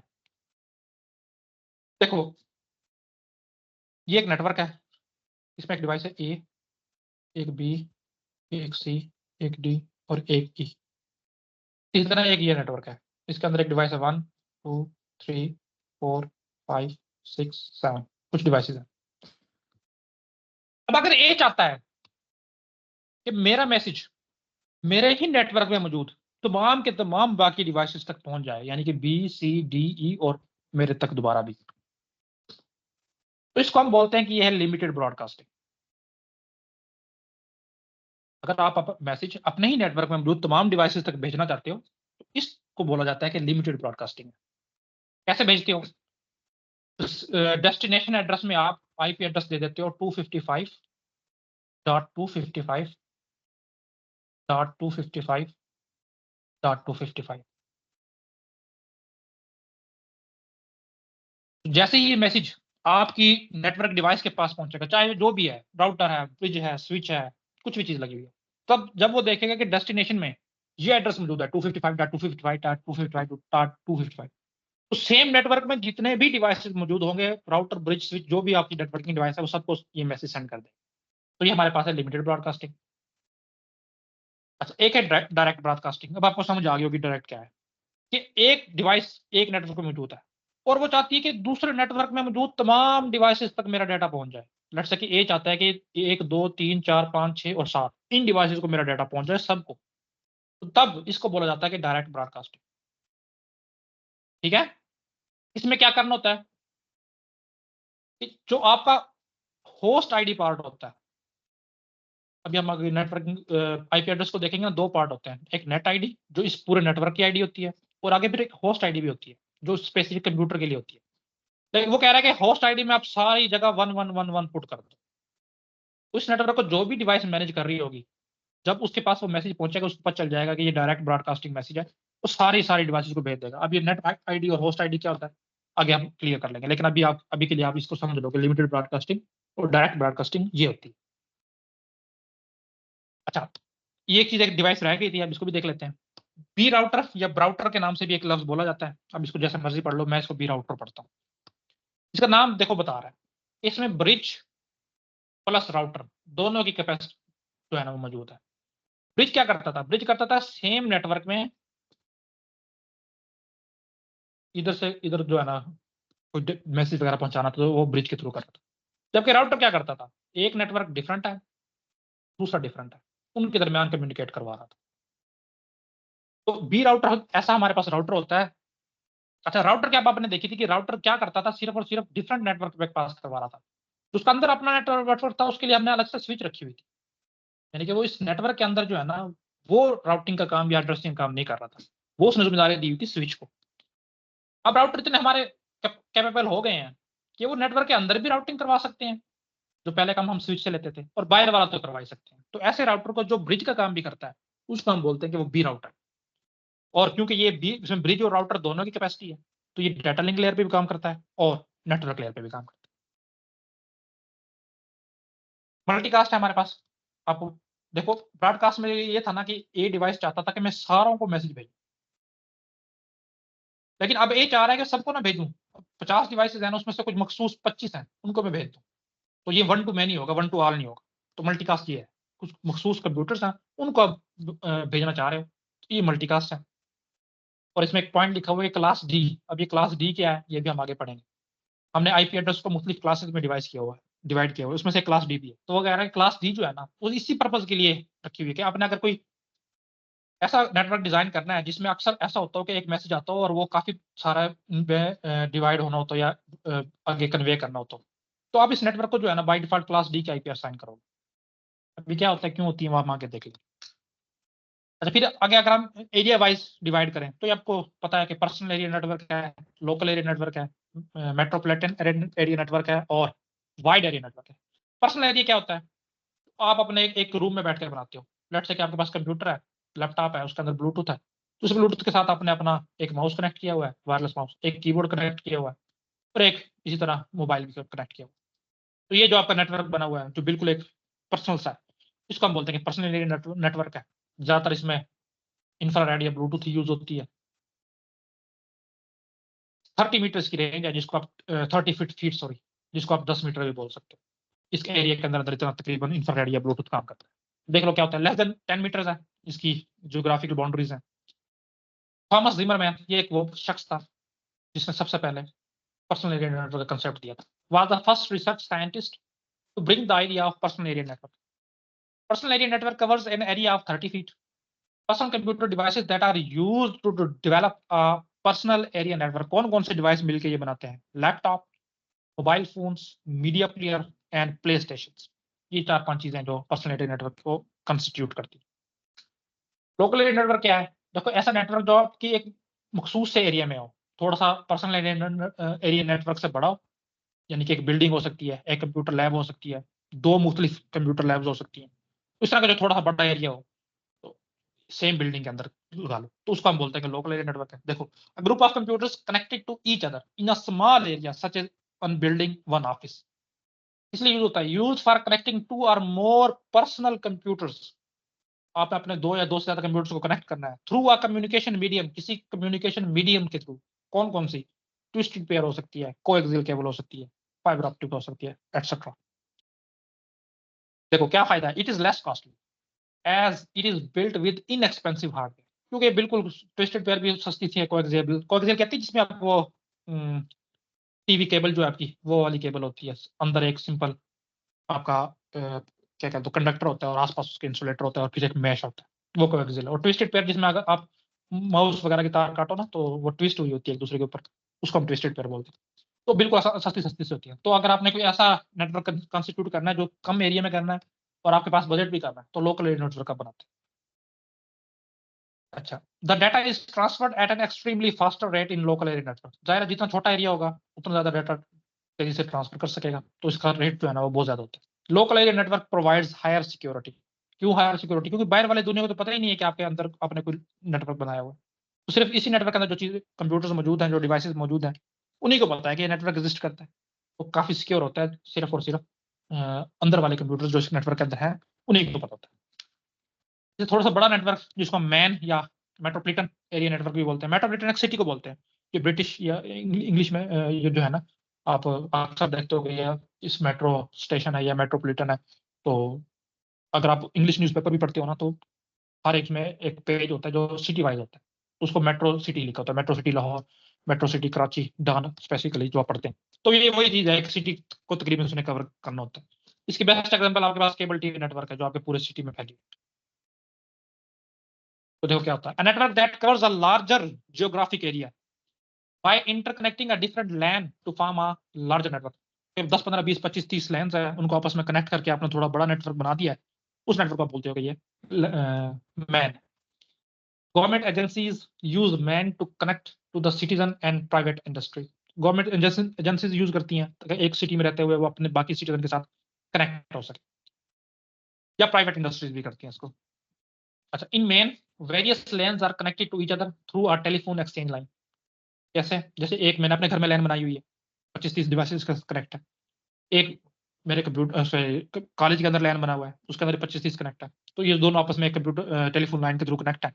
इस तरह 25-30 और हैं, तो सब ने मिलकर एक बड़ा नेटवर्क बनाया हुआ है, उसका मैन बोलते हैं। तो वह पहले बता दिया कि सिटी के अंदर जो एरिया फैलता है तो उसको मैन बोलते हैं। The most widely use protocol in MAN are RS-232, जो प्रोटोकॉल मैन के अंदर यूज होते हैं। RS-232 है, फ्रेम रिले है, ATM है, ISDN है, OC3 है, ASDL है। इस तरह बस आपने याद रखना है, क्योंकि ये इतने इंपॉर्टेंट नहीं है PPSC के पॉइंट ऑफ व्यू से। जो प्रोटोकॉल इंपॉर्टेंट है वो हम अलग से पढ़ेंगे। It has a higher range than local area network. आपको पता है कि रेंज इसकी ज्यादा है, 100 metre, 200 metre, 500 metre, 1 kilometre, 2 kilometre, 5 kilometre, मुख्तलिफ मेन की रेंजेस हो सकती है। लास्ट हमारे पास वाइड एरिया नेटवर्क है, ऐसा नेटवर्क जो मेट्रोपॉलिटन से भी बड़ा हो। लेट्स से एक मेरा सिटी है भक्कर, एक मियावाली है, एक सरगोदा है, इन तीनों को अलग अलग इनमें मैन था, इन तीनों मैन को जो है ना मैंने आपस में कनेक्ट कर दिया, तो ये एक वैन बन गया कि वाइड एरिया नेटवर्क है। इस तरह एक पाकिस्तान में काफी नेटवर्क है, वो उनको मिल के एक नेटवर्क बन गए। एक इंडिया में है, वो सारे मिलके एक बड़ा नेटवर्क बन रहा है, इन दोनों का आपस में मैंने कनेक्ट कर दिया, तो एक वैन ये बन गया। और बिल्कुल इंटरनेट भी जो है ना एक वैन की एग्जांपल है, उसमें क्या है काफी सारे मुख्तलिफ छोटे छोटे नेटवर्क मिलके बड़े बन के एक बहुत बड़ा नेटवर्क उन्होंने बना दी, जिसको हम इंटरनेट बोलते हैं। तो देखो, a network that extends over a large geographical area such as states, एक पूरी स्टेट पे, और कंट्रीज या एक पूरी कंट्रीज, इतना बड़ा जो नेटवर्क होता है उसको हम वैन बोलते हैं। Wide area network is quite bigger network than LAN, LAN से तो बहुत बड़ा है, मैन से बड़ा है, तो लैन से तो डेफिनेटली बड़ा है। Wide area network is not limited to a single location, ये सिर्फ सिंगल लोकेशन तक लिमिटेड नहीं होता, but it spans over a large geographical area, जैसे एक सब कॉन्टिनेंट, कॉन्टिनेंट भी हो सकता है, इतना बड़ा नेटवर्क होता है। The internet is one of the biggest वैन इन द वर्ल्ड, इंटरनेट की example as a biggest LAN of the world दी जाती है। तो ये हमारे पास कुछ इंट्रो था, बेसिक बेसिक सी चीजें थी जो हमने देख ली हैं। आगे हम मजीद को कंटिन्यू करते हैं, हम कुछ मॉडल्स को देख लेते हैं, ताकि कल से हम बकायदा जो है ना अपना नेटवर्किंग का स्टार्ट कर सकते हैं। स्लाइड होगी मॉडल की? Yes sir. ठीक है, दो मेन मॉडल्स हैं जो आप इसका हिस्सा है सिलेबस का। ओएसआई मॉडल, ये तो है ही, जो भी नेटवर्क है वो तो इसके बगैर पॉसिबल ही नहीं। तो टीसीपी/आईपी भी है, तो इसमें एक आधा क्वेश्चन आ चुका है, तो इसको भी हम इंक्लूड कर लेंगे। तो हम देखते हैं कि ओएसआई क्या है और टीसीपी/आईपी मॉडल क्या है। इसका सिर्फ ओवरव्यू है, मैंने बता दिया कि ओएसआई की जितनी 7 लेयर्स हैं उन पर पूरा पूरा हमारा अलग अलग चैप्टर है। तो सिर्फ मैं ओवरव्यू इसमें देने लगा, ये नहीं कहना सर ये तो पता नहीं समझ नहीं आ रहा, नहीं भी समझ आ रहा तो कोई बात नहीं, जब आप पूरा उसको डिटेल में पढ़ोगे, एक एक दो दो दिन लगाओगे हर लेयर पे, आपको सारी चीजें क्लियर हो जाएंगी। तो देखो, ओएसआई मॉडल के जो एमसीक्यूज के लिहाज से इंपॉर्टेंट चीजें हैं वो हम देख लेते हैं। पहली बात आपने याद रखनी है, ये है जस्ट अ रेफरेंस मॉडल या लॉजिकल मॉडल। ओएसआई सिर्फ बताता है कि कोई कम्युनिकेशन जो है ना वो ऐसे होगी, एक्चुअल में ये इंप्लीमेंटेड मॉडल नहीं है, रेफरेंस मॉडल। एक्चुअली जो आपका मॉडल इंप्लीमेंट हुआ है वो है टीसीपी/आईपी, इसके थ्रू कम्युनिकेशन होती है आपकी। वैसे मॉडल सिर्फ रेफरेंस के लिए होता है। क्या मतलब रेफरेंस? जैसा कि मैं एक नेटवर्किंग डिवाइस बनाने लगा हूं, या एक कंप्यूटर बनाने लगा हूं, या ऑपरेटिंग सिस्टम बनाने लगा हूं, तो अब मैं ओएसआई मॉडल की मदद लूंगा कि यार अगर ओएसआई मॉडल बताता है कि अगर आपने कम्युनिकेशन करवानी है तो ये रूल्स को फॉलो करो, तो मैं अपना कंप्यूटर, अपना ऑपरेटिंग सिस्टम, अपनी डिवाइस उन रूल्स के मुताबिक बनाऊंगा। इस तरह कोई और डिवाइस बनाने लगा है, वो भी ओएसआई मॉडल को उठाएगा, उसमें उसने बताया कि इस रूल्स के मुताबिक अगर ये चीज बनाओगे तब कम्युनिकेशन होगी, तो वो भी अपनी डिवाइस को उसी रूल्स के मुताबिक बनाएगा। अब मेरी दोनों डिवाइसेस जो है ना, मैंने बनाई है और उसने बनाई है, वो सेम रूल्स को फॉलो कर रहे हैं।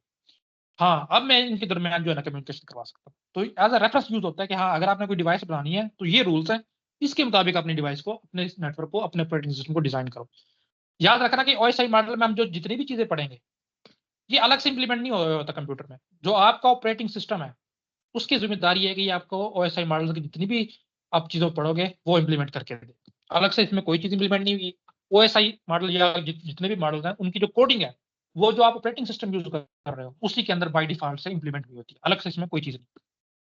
यानी कि अगर मैं विंडोज यूज कर रहा हूँ तो विंडोज ऑपरेटिंग सिस्टम में ओएसआई मॉडल में जितनी भी चीजें बताई हुई हैं कि ऐसे ऐसे कम्युनिकेशन करनी है, वो ऑलरेडी मौजूद है, ईच एंड एवरीथिंग। अगर मैं मोबाइल पे एंड्रॉइड ऑपरेटिंग सिस्टम यूज कर रहा हूँ तो उसमें ऑलरेडी वो चीज इंप्लीमेंट हुई है कि अगर आप कम्युनिकेशन करोगे तो इन रूल्स को फॉलो करो। ये हमें समझ आ गई कि रेफरेंस मॉडल क्या होता है। Open system interconnection, OSI stands for OSI, यानी कि ओपन सिस्टम इंटरकनेक्शन।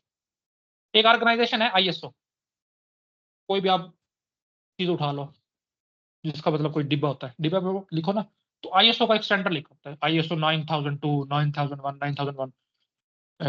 मेडिसिन पे बहुत ज्यादा लिखा होता है, इलेक्ट्रॉनिक्स की चीजों पे बहुत ज्यादा लिखा होता है। तो ये होता है कि एक ऑर्गेनाइजेशन है जो स्टैंडर्ड्स बनाती है।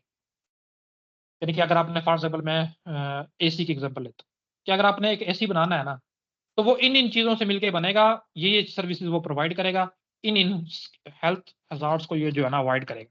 कुछ उसने मॉडल कह लो कि रूल्स बनाए हुए हैं। तो अब जो भी मॉडल उसके रूल्स के मुताबिक बनेगा एसी का, तो बकायदा लिखेगा अपने डिब्बे पे कि ये मॉडल जो है ना आईएसओ ने जो रूल बनाया हुआ है फला फला उसके मुताबिक बनाया गया।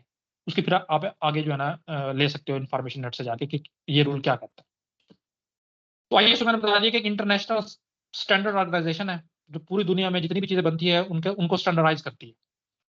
देखो डेवलप, ये तो ओएसए मॉडल भी उसी ने बनाया, डेवलप्ड बाय आईएसओ नहीं बनाया ये, कब 1984 में। तो देखो टीसीपी/आईपी मॉडल जो है ना वो 1970 में आ चुका था, ओएसआई मॉडल उसके बाद आया, ये बात आपने याद रखनी है।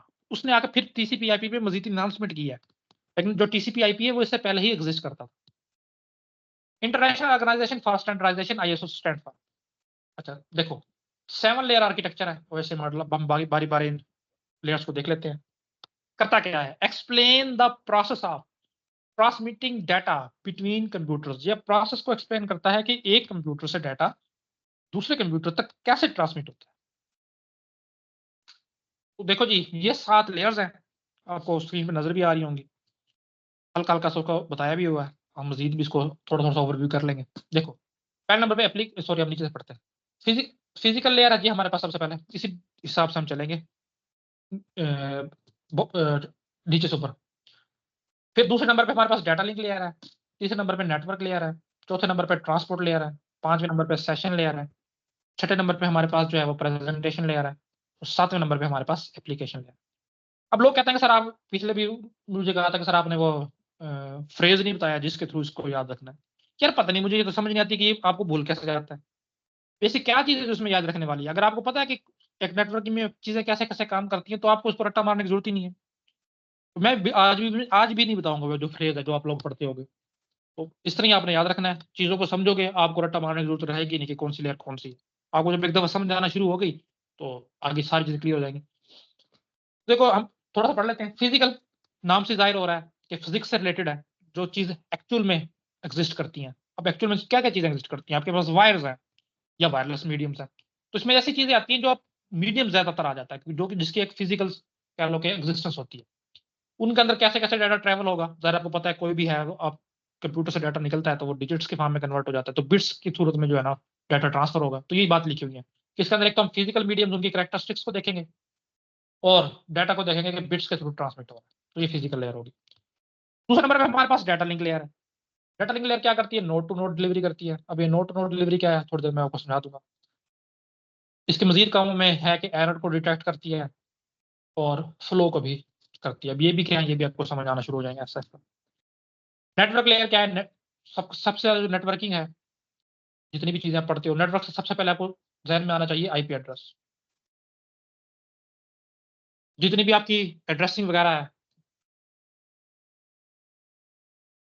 वो नेटवर्क लेयर पे होगी। ये भी हम देखेंगे कि कैसे होती है। इस तरह नेक्स्ट हमारे पास ट्रांसपोर्ट लेयर है। अच्छा एक मिनट, मुझे 1 मिनट दीजिएगा क्लास।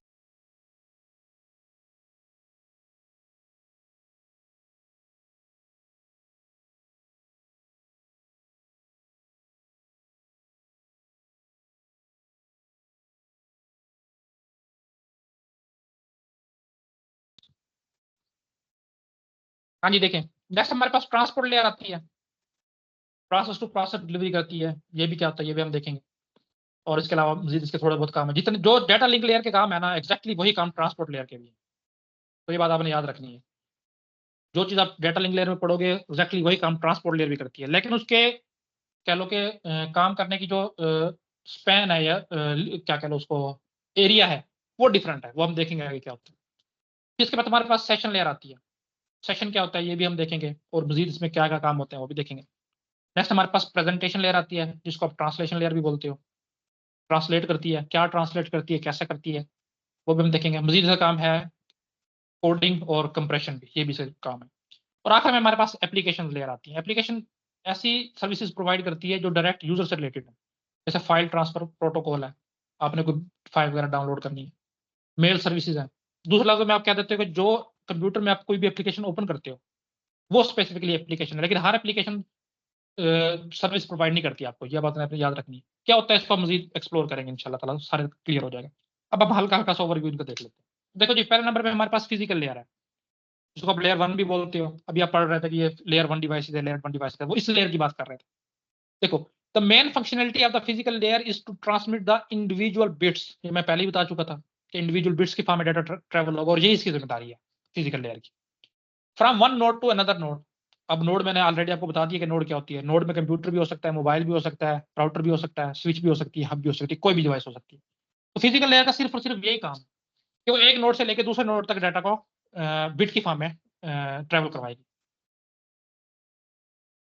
दूसरा पॉइंट इसमें देखें लिखा हुआ है it is the lowest layer of OSI model. जाहिर है नीचे से हम स्टार्ट कर रहे हैं तो लोएस्ट लेयर है।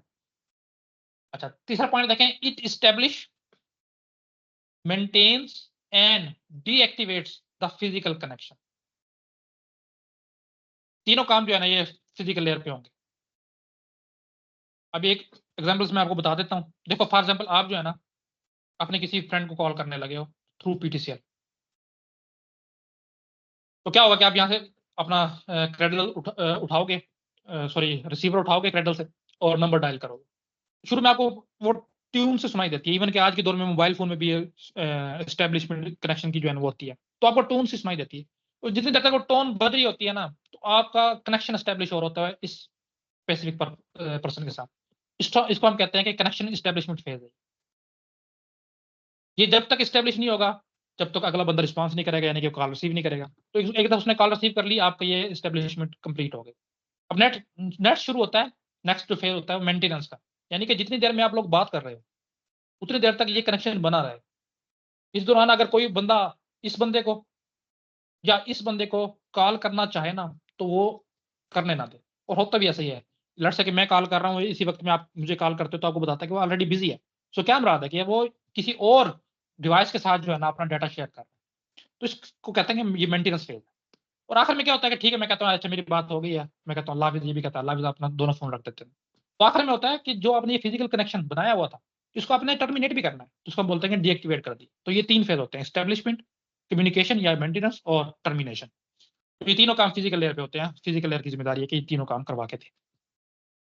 अच्छा देखो, it specifies the mechanical, electrical and procedural network interface specification, कि कोई भी वायर आपने यूज करनी है कितनी उसकी बैंडविड्थ होगी,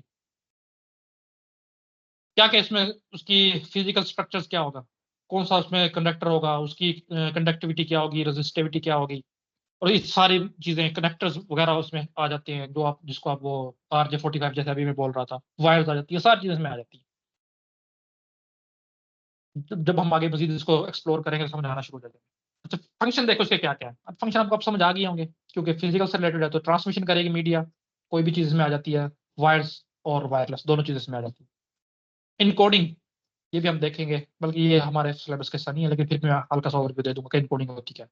डेटा को फॉर्म में कन्वर्ट करना होता है। लेट्स से कि आप बोल रहे हो तो आपका डेटा जो है ना वो एनालॉग फॉर्म में जनरेट हो रहा है, उसको आपने कन्वर्ट करना है डिजिटल फॉर्म 1 और 0 के फॉर्म में, तो इसको हम कहते हैं कि ये इनकोड हो रहा है। और एग्जैक्टली जब ये रिसीवर एंड पे पहुंचेगा तो इसको उल्टा काम होगा, उसका हम बोलेंगे वो डिकोड हो रहा है।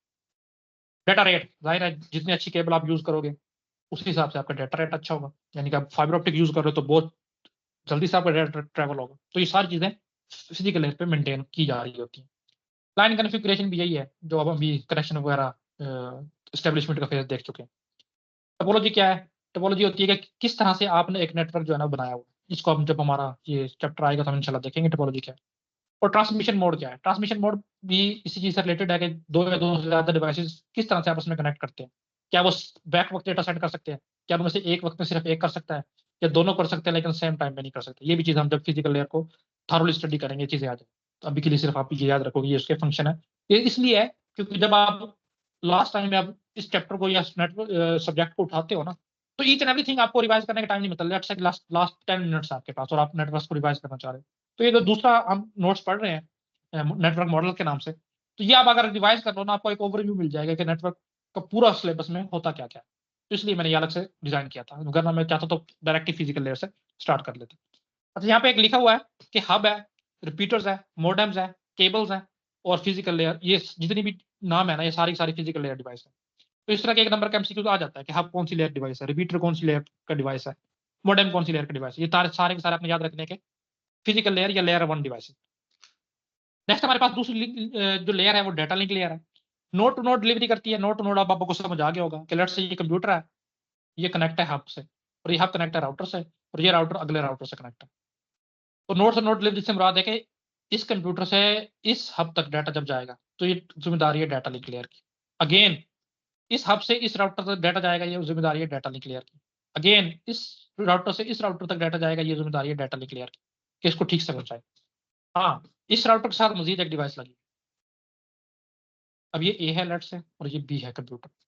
इस कंप्यूटर से डायरेक्ट यहां तक पहुंचाने की जो जिम्मेदारी है ना, तो इसके दौरान कोई चीज ना है, ये हम देखेंगे कि ये अलग एक लेयर की जिम्मेदारी है। अभी आगे आ जाएगा, हम देख लेंगे।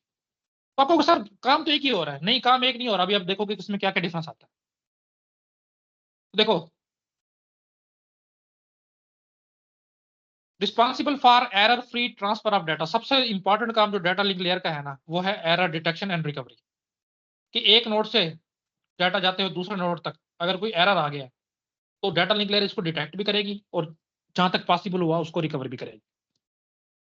Provides the reliable and efficient communication between two और मोर डिवाइसेस। जाहिर है जब एरर फ्री होगी तो आपकी कम्युनिकेशन है वो रिलायबल होगी। नोड टू नोड डिलीवरी इस तरह का एमसीक्यू आता है, ये इसको याद रखना, अक्सर आ जाता है कि कौन सी डिवाइस जो है वो नोड टू नोड डिलीवरी करती है। मजीद दो सब लेयर है डिवाइसेस इस लेयर की। एक को आप बोलते हो लॉजिकल या एलएलसी, लॉजिकल लिंक कंट्रोल, और एक को आप बोलते हो एमएसी, बीडी एक्सेस कंट्रोल लेयर। ये भी जब हम इस लेयर को पढ़ेंगे दोनों चीज देखेंगे कि लॉजिकल लिंक कंट्रोल से क्या मुराद है और बीडी एक्सेस से क्या मुराद है। बीडी एक्सेस अपने आप में एक बहुत बड़ा टॉपिक है, इसको इंशाल्लाह आप डाटा लिंक के इसमें कवर करेंगे। देखो, switches and bridges are data link layer device. ये आपने सेकंड लेयर की डिवाइस दो मशहूर, ये आपने याद रखना, इसलिए मैंने अलग लिख दिया कि जब भी आप इसको करो तो सबसे पहले आप इस पे नजर पड़े। फंक्शन इसके देख लो, क्योंकि ज्यादा थे तो मैंने अलग से लिख दिया। फ्रेमिंग करती है, क्या होती है फ्रेमिंग हम देखेंगे। अभी के लिए आप ये समझो कि जो बिट्स आ रही होती है ना इंडिविजुअल्स, उसको कन्वर्ट करके एक पैकेट में या एक कह लो कि सेगमेंट में कन्वर्ट करती है, और उस एक सेगमेंट को हम बोलते हैं ये फ्रेमिंग। फिजिकल एड्रेसिंग, क्योंकि हमने अभी देखा था कि ये इसमें एक लेयर है मीडिया एक्सेस कंट्रोल जो मैक एड्रेस पे काम करती है, और मैक एड्रेस को हम फिजिकल एड्रेस पे बोलते हैं, तो फिजिकल एड्रेसिंग करेगी। फ्लो कंट्रोल क्या है? फ्लो कंट्रोल ये है कि लेट्स से कि ये एक डिवाइस है, इसके डाटा रिसीव करने की और सेंड करने की जो रेट है ना वो सेम नहीं है। तो ये डिवाइस जो है ना, लेट्स से कि पीछे से डिवाइस तेजी से डाटा आ रहा है लेकिन जो नेक्स्ट डिवाइस है ना वो स्पीड से एक्सेप्ट नहीं कर पा रही। तो इस डिवाइस की जिम्मेदारी है कि ये पिछली डिवाइस को कहे कि मुझे आप डाटा स्लो सेंड करो, क्योंकि मैं इतनी तेजी से ना प्रोसेस कर पा रहा हूँ ना आगे भेज पा रहा हूँ। तो ये जिम्मेदारी जो है ना, ये हमारे पास डाटा लिंक लेयर प्रोवाइड कराती है। फ्लो कंट्रोल, ये भी हम देखेंगे कि फ्लो कंट्रोल की काफी सारी टेक्निक्स है हमारे पास, ये हम सारी की सारी कवर करेंगे क्योंकि इंपॉर्टेंट है। एरर कंट्रोल, अगर किसी वजह से एरर आ गया है अब अपने डिटेक्ट करना है। इसकी दो मैकेनिज्म पढ़ेंगे, डिटेक्शन और रिकवरी। तो पहले हम डिटेक्ट करते हैं कि फिर उसके बाद रिकवर करते हैं। तो जो स्पेसिफिक ये सीआरसी है, डाटा लिंक लेयर पे काम करता है, एक हमारे पास एल्गोरिथम है साइक्लिक रिडंडेंसी चेक, ये भी हम थारोली पढ़ेंगे क्या होता है, ये डिटेक्शन के लिए होता है। अच्छा, फिर लास्ट इसका फंक्शन है हमारे पास एक्सेस कंट्रोल। एक्सेस से क्या मुराद है? देखो, एक सेम हमारे पास एक कम्युनिकेशन मीडिया है और दो या दो से ज्यादा डिवाइस सेम वक्त में इस पर डाटा भेजना चाहते हैं, जाहिर बात है फिर हमारे पास मसले मसाइल होंगे। तो ये कंट्रोल करना कि कौन सी डिवाइस को एक्सेस देनी है इस मीडियम तक, इसको वेट करवाना है, कब करवाना है, क्या उनकी प्रेफरेंस होगी, ये सारी की सारी जो है डिसाइड जो है ना, ये भी हमारी डाटा लिंक लेयर ही करती है और हम देखेंगे कैसे करती है। नेक्स्ट हमारे पास नेटवर्क लेयर है। नेटवर्क से मैंने मुराद है कि जब भी आए तो आपके फौरन जहन में आईपी आना चाहिए, आईपी एड्रेसिंग की बात, तब आप इसको समझोगे क्या होती है। देखो, the network layer works for the transmission of data from one host to other located in different network. क्या होता है, ये अभी कंफ्यूज नहीं होना, जब हम इसको पढ़ेंगे सबसे हमें होस्ट की समझ आना शुरू हो जाएगी। क्या काम है इसका? इंटरनेट वर्किंग है। तो नेटवर्क लेयर का एमसीक्यू आता है, वो आता है सोर्स टू डेस्टिनेशन डिलीवरी का। तो आपने इस हिसाब से याद रखना कि सोर्स टू डेस्टिनेशन डिलीवरी की रिस्पॉन्सिबिलिटी जो है वो नेटवर्क लेयर की है, उसी को हम इंटरनेट वर्किंग बोलते हैं। दूसरा से काम है logical addressing. IP address assign करती है सेंडर को भी रिसीवर को भी। कैसे करती है, क्या इसका हिसाब किताब होता है, कब आईपी मिलती है, कौन देता है, कौन डिसाइड करता है, ये सारे हम नेटवर्क लेयर में पढ़ेंगे। राउटिंग क्या होती है? देखो, एक राउटर जो है ना, मैंने बताया था कि बहुत सारे राउटर के साथ कनेक्ट होता है, और हो सकता है कि लेट्स से ये डिवाइस है ना डी, इस राउटर से इस डिवाइस तक पहुंचने का एक रास्ता होगा कि इस राउटर से भी चला जाए, एक कोई इधर राउटर लगा हुआ है इससे भी चला जाए। तो ये राउटर की जिम्मेदारी है कि वो डिटेक्ट करे कि कौन सा इसमें से शॉर्टेस्ट पाथ है, ऑप्टिमल पाथ कौन सा है। तो वो डिसाइड करता है कि ये ऑप्टिमल पाथ है, ये भी हम एल्गोरिथम देखेंगे वो कैसे डिसाइड करता है, और फिर वो इसी पाथ के थ्रू जो है ना अपना डाटा सेंड करता है। तो ये डिसाइड करना कि कौन सा ऑप्टिमल पाथ है, इसको हम बोलते हैं राउटिंग। इस टर्म का नाम है कि जब आप ऑप्टिमल पाथ डिसाइड कर रहे होते हैं। राउटिंग इसको कहते हैं कि हमेशा डाटा उस लिंक से, उस रास्ते से भेजो जो कम से कम कॉस्ट में डेस्टिनेशन तक पहुंचाए। कॉस्ट क्या होती है ये भी हम आगे देखेंगे। तो राउटिंग की जिम्मेदारी भी आपकी नेटवर्क लेयर ही प्रोवाइड करवाता है। पैकेटाइजिंग, जैसे हमने फ्रेमिंग पढ़ा था कि वो छोटी छोटी बिट्स को एक बड़े सेगमेंट में कन्वर्ट करता है, उसको फ्रेमिंग बोलते हैं। इसी तरह फ्रेमिंग के बाद आप इसमें मजीद कुछ चीज़ ऐड करते हो फ्रेमिंग में, फ्रेम के साथ। तो वो जो चीज़ें ऐड हो जाती हैं जिसको आप हेडर और ट्रेलर बोलते हो, वो हम देखेंगे उसमें क्या क्या होता है। तो फिर इस पूरे एक सेगमेंट को हम बोलते हैं कि ये पैकेट है। देखो डाटा जो है ना, हर लेयर पे उसका नाम मुख्तलिफ है, वो आखिर में मैं बता भी दूंगा कि इस लेयर पे इस डाटा को इस टर्म से याद किया जाता है, तो वो आपने कम से कम याद रखना है। तो डाटा लिंक लेयर पे हम डाटा को बोल रहे थे फ्रेम, और नेटवर्क लेयर पे हम डाटा को बोलेंगे पैकेट, और ऊपर आगे जाएगा टीसीपी ट्रांसपोर्ट लेयर पे तो हम बोलेंगे सेगमेंट। वो मैं आखिर में एक टेबल दे भी दूंगा, अगर मैंने नहीं बनाया तो मैं अलग से बना दूंगा। तो इसके बाद हमारे पास नेक्स्ट जो लेयर है वो है ट्रांसपोर्ट लेयर। सेम वही काम करेगी जो डाटा लिंक लेयर काम करेगी, लेकिन सोर्स टू डेस्टिनेशन के लिए करेगी, यानी कि प्रोसेस टू प्रोसेस डिलीवरी करती है। प्रोसेस क्या होता है ये भी हम इंशाल्लाह जब इस लेयर को अंडरस्टैंड करेंगे समझेंगे, क्योंकि अभी सिर्फ ओवरव्यू है। तो ये अभी के लिए आपने याद रखना है कि प्रोसेस टू प्रोसेस डिलीवरी करती है। अच्छा, दूसरा काम इसका होता है कि इंश्योर करती है in order plus no duplication. अब ये क्या होता है इन ऑर्डर और नो डुप्लीकेशन? देखो डाटा कभी भी जो है ना आप जैसे बनाते हो वैसे नहीं जाता, उसके छोटे छोटे टुकड़े बनाए जाते हैं पहले, और हर टुकड़ा जो है ना इसको हम अलग मैसेज जो है ना वो कंसिडर करते हैं। अब मुख्तलिफ पाथ होते हैं, कोई डाटा आपका किसी पास से जा सकता है, कोई दूसरे पास से जा सकता है। हो सकता है कि डेस्टिनेशन पे ये 1 नंबर वाला पहले बाद में पहुंचे और 2 नंबर वाला पहले पहुंचे, यानी कि मैंने मैसेज भेजा था YOU, तो Y का अलग पैकेट बन गया, O का अलग बन गया, U का अलग बन गया, और ये अलग अलग रास्तों से जा रहे हैं। तो U पहले पहुंच गया, उसके बाद Y पहुंच गया, और उसके बाद O पहुंच गया। अगर मैं इसी सीक्वेंस में यूजर को शो करवा दूं तो देखो उसका कोई मैसेज कोई मतलब नहीं। तो ये ट्रांसपोर्ट लेयर की जिम्मेदारी है कि जब out of order packets destination तक पहुंचेंगे, उनको दोबारा से वो रीअसेंबल करके ओरिजिनल ऑर्डर उसको बहाल करके फिर यूजर को शो करवाएगी। यही बात लिखा हुआ है कि इन ऑर्डर डिलीवरी, और डुप्लीकेट भी नहीं होता। डुप्लीकेशन भी हम देखेंगे कैसे आती है। इसकी कंप्लीटनेस भी कहते हैं कि हर चीज की गारंटी देती है ट्रांसपोर्ट लेयर। क्यों देती है? क्योंकि उस पर एक बहुत इंपॉर्टेंट प्रोटोकॉल वर्क करता है, टीसीपी। बहुत रिलायबल प्रोटोकॉल है जो गारंटी देता है कि मेरे थ्रू अगर आप कम्युनिकेशन करवाओगे तो मैं डाटा लाजमी तौर पर डेस्टिनेशन तक पहुंचाऊंगा ही पहुंचाऊंगा। इसमें जो डाटा है इसको हम बोलते हैं सेगमेंट्स। मैंने बताया था कि हर लेयर पे जो है ना डाटा को अलग नाम से इसमें पुकारा जाता है। तो ट्रांसपोर्ट लेयर पे जो डाटा का यूनिट होगा उसको हम बोलेंगे कि ये सेगमेंट है। प्रोसेस टू प्रोसेस डिलीवरी भी मैंने बता दी क्या होती क्या है, इसको हम ट्रांसपोर्ट लेयर में ही समझेंगे। इस लेयर पे जो दो सबसे ज्यादा यूज होते हैं प्रोटोकॉल वो टीसीपी और यूडीपी है, रिलायबल और अनरिलायबल प्रोटोकॉल, क्योंकि इस पे भी बिल्कुल अलग अलग एक टॉपिक है। तो अभी के लिए सिर्फ इतना। फंक्शन देख लो इसके, सर्विस पॉइंट एड्रेसिंग या पोर्ट एड्रेसिंग, ये प्रोसेस टू प्रोसेस से रिलेटेड है। हमने वैसे थोड़ा बहुत ये पढ़ भी लिया है ऑपरेटिंग सिस्टम में, लेकिन मजीद हम इसको देखेंगे। सेगमेंटेशन एंड रीअसेंबली, मैसेज को डिवाइड करना सेंडर एंड पे मुख्तलिफ पार्ट्स में, और जब ये पहुंच जाए रिसीवर एंड पे और उसको दोबारा से रीअसेंबल करना। सेगमेंटेशन कहते हैं डिवाइड करने को, और दोबारा से रीअसेंबल करने को रीअसेंबली, ये दोनों काम ट्रांसपोर्ट लेयर करती है। कनेक्शन कंट्रोल, ए और बी ने आपस में कम्युनिकेट करना है, तो ट्रांसपोर्ट लेयर पहले कनेक्शन बनाएगी। कैसे बनाएगी? हैंड शेकिंग के through, two way hand shaking, और जो भी है हम सारा पढ़ेंगे क्या होता है अब पढ़ लेंगे, लेकिन अभी के लिए याद रखो कि कनेक्शन जो बनाएगी वो ट्रांसपोर्ट लेयर बनाएगी। और बाकी मैंने बताया था कि कुछ ऐसे काम ऐसे हैं जो डाटा लिंक लेयर के हैं, उनमें से फ्लो कंट्रोल और एंड एरर कंट्रोल। तरीका कहाँ सेम है, काम करने का है, और जिस एरिया पे वे काम करती है वो अलग अलग है, वो हम जब इसको पढ़ेंगे तो देख लेंगे। अभी के लिए इतना ही कि इसके ये काम। नेक्स्ट हमारे पास सेशन लेयर है, लेयर 5 होती है। सेशन क्या होता है? लेट्स से कि आप किसी भी वेबसाइट पे जब लॉगिन करते हो अपने यूजर नेम और पासवर्ड देके, तो जितनी देर तक आप उस वेबसाइट पे मौजूद रहते हो तो वो आपका सेशन होता है। लेट्स से कि जितनी भी बैंकिंग साइट है ना वो बाय डिफॉल्ट आपको 300 सेकंड का सेशन प्रोवाइड करती है। अगर 300 सेकंड तक अब आप उनकी वेबसाइट पे कोई भी एक्टिविटी शो ना करो तो वो टाइम आउट हो जाता है, सेशन खत्म हो जाता है। उसके बाद आपको अगेन यूजर नेम और पासवर्ड देके नया सेशन क्रिएट करना पड़ेगा। सेशन कहते हैं वो ड्यूरेशन जिसमें दो पार्टीज आपस में कम्युनिकेट करती, डायलॉग करती, यानी कि मैं और वेबसाइट जितनी देर में आपस में कम्युनिकेट करेंगी, वो जो ड्यूरेशन है उसको हम सेशन बोलते हैं। उसी नाम से इसका नाम सेशन लेयर है कि इस सेशन को बनाएगी, मेंटेन करेगी और टर्मिनेट भी करेगी। 3 काम है इसका, डायलॉग कंट्रोल, सिंक्रोनाइजेशन और सेशन को एस्टेब्लिश वगैरह करना। अब ये डायलॉग कंट्रोल क्या है, ये हमें बताता है कि आपने किस मोड में कम्युनिकेशन करनी है, वो हम मोड को देख लेंगे। सिंक्रोनाइजेशन में चेक पॉइंट्स आ जाती हैं, वो क्या होता है वो भी हम देखेंगे। और सेशन को एस्टेब्लिश वगैरह करना भी इंशाल्लाह हम सारा कुछ सेशन लेयर में पूरा देखेंगे। नेक्स्ट हमारे पास है प्रेजेंटेशन लेयर, जिसको आप ट्रांसलेशन लेयर भी बोलते हो।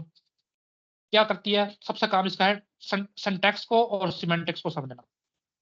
सिंटैक्स से क्या मुराद है और सिमेंटिक्स से क्या मुराद है। लेट्स से कि मैंने बनाया हुआ है कि जब भी मैसेज आएगा ना, पहले आप उसका सोर्स आईपी एड्रेस लगाओगे, फिर ओरिजिनल मैसेज और फिर डेस्टिनेशन आईपी एड्रेस लगाओगे। अब किसी ने अगर सोर्स आईपी एड्रेस नहीं लगाया, डायरेक्ट मैसेज के साथ डेस्टिनेशन आईपी एड्रेस लगा दिया, तो ये हमारे पास सिंटैक्स एरर है। सिंटैक्स कहते हैं स्ट्रक्चर को, कि कोई भी चीज है ना, कोई भी रूल बनाया तो उसको हम बता देते हैं कि इस रूल के तहत अगर आप इस चीज को भेजोगे तो ये चीज ट्रैवल करेगी। सिंटैक्स आप उस चीज को बोलते हैं जो आपने स्ट्रक्चर दिया होता है किसी भी चीज का काम करने का। तो अगर स्ट्रक्चर में कोई भी मिसिंग है, कोई भी चीज एरर आ गया है, तो उसको प्रेजेंटेशन लेयर जो है ना वो हैंडल करती है। और सिमेंटिक्स भी मिलती जुलती चीज, हम इसको आगे समझ लेंगे कि सिमेंटिक्स क्या होता है। ट्रांसलेटर के तौर पे वर्क करती है। क्या मुराद है ट्रांसलेटर से, लेट्स से कि ए है, इसका कंप्यूटर वर्क कर रहा है हमारे पास यूनिकोड स्कीम पे, यानी कि ये जो भी मैसेज लिखता है ना, इसका ऑपरेटिंग सिस्टम उस मैसेज को यूनिकोड में कन्वर्ट कर देता है। यूनिकोड एक कोडिंग की स्कीम है। और बी पे इसने मैसेज भेजना है, बी पे लगी हुई है हमारे पास एस्काई, यानी कि बी जो भी मैसेज रिसीव करेगा या सेंड करेगा उसको एस्काई कोड में होना चाहिए। अब ये तो यूनिकोड वाला है, ये डायरेक्ट मैसेज भेज देगा तो बी के पास यूनिकोड में चला जाएगा, बी तो यूनिकोड को अंडरस्टैंड ही नहीं करता। तो यहाँ पे हमारी काम आती है physical layer, sorry presentation layer. Presentation layer क्या करेगी, यूनिकोड को एस्काई में कन्वर्ट करके बी को शो करवाएगी, और बी से एस्काई में लेके यूनिकोड में कन्वर्ट करवा के ए को शो करवाएगी। तो इसी नाम से इसका नाम ट्रांसलेशन लेयर भी है, कि ट्रांसलेट कर रही है, एज अ मुतरजम काम कर रही है दोनों के दरमियान। ये बात हमने देख ली। अच्छा, ट्रांसलेशन तो हो गई। इंक्रिप्शन और डिक्रिप्शन भी इसका काम है, वो हम देखेंगे क्या होता है। कंप्रेशन भी हम देखेंगे कि क्या होती है, कि एक डाटा उसका साइज ज्यादा है, आप उसको किसी मुख्तलिफ तरीकों से कंप्रेस करके फिर नेटवर्क पे भेजते हो ताकि कंजेशन कम से कम हो। और एक कंप्रेशन टेक्निक हमने लास्ट डेज में पढ़ी भी है, हफमैन, और मैंने बताया था कि नेटवर्किंग में प्रेजेंटेशन लेयर पे यूज होती है। नेक्स्ट हमारे पास जो लास्ट लेयर है वो एप्लीकेशन लेयर है। एप्लीकेशन से मुराद ये ना समझना कि हर गेम, हर जो आप जिसको आप सॉफ्टवेयर बोलते हो वो एप्लीकेशन नहीं। एप्लीकेशन से मुराद है कि कुछ सर्विसेज है। अब उसमें कौन कौन सी सर्विसेज आ जाती है, फाइल ट्रांसफर सबसे पहले आ जाती है, मेल सर्विसेज आ जाती है, डायरेक्टरी सर्विसेज आ जाती है। ये 2-3 सर्विसेज है। अगर तो कोई को दोबारा एप्लीकेशन, डिफाइन, किसको कंप्रेशन। कंप्रेशन क्या कहते हैं, कि आपके डाटा का साइज है ज्यादा, लेट्स से 1 MB है,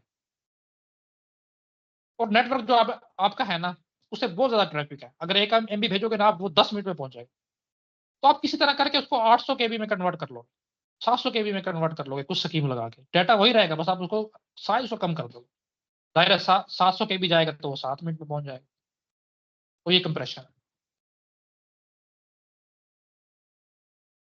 अच्छा, कहाँ था मैं, हाँ, फाइल ट्रांसफर, मेल सर्विस और डायरेक्टरी, ये 3 मेन सर्विसेज हैं जो एप्लीकेशन लेयर प्रोवाइड करती है। फाइल ट्रांसफर से क्या मुराद है, कोई भी ऐसी एप्लीकेशन, कोई भी ऐसी गेम, कोई भी ऐसा सॉफ्टवेयर जिसके थ्रू आप या तो फाइल अपलोड कर रहे हो या डाउनलोड कर रहे हो, उसका मतलब है वो एप्लीकेशन आपको एक एप्लीकेशन सर्विस प्रोवाइड कर रही है।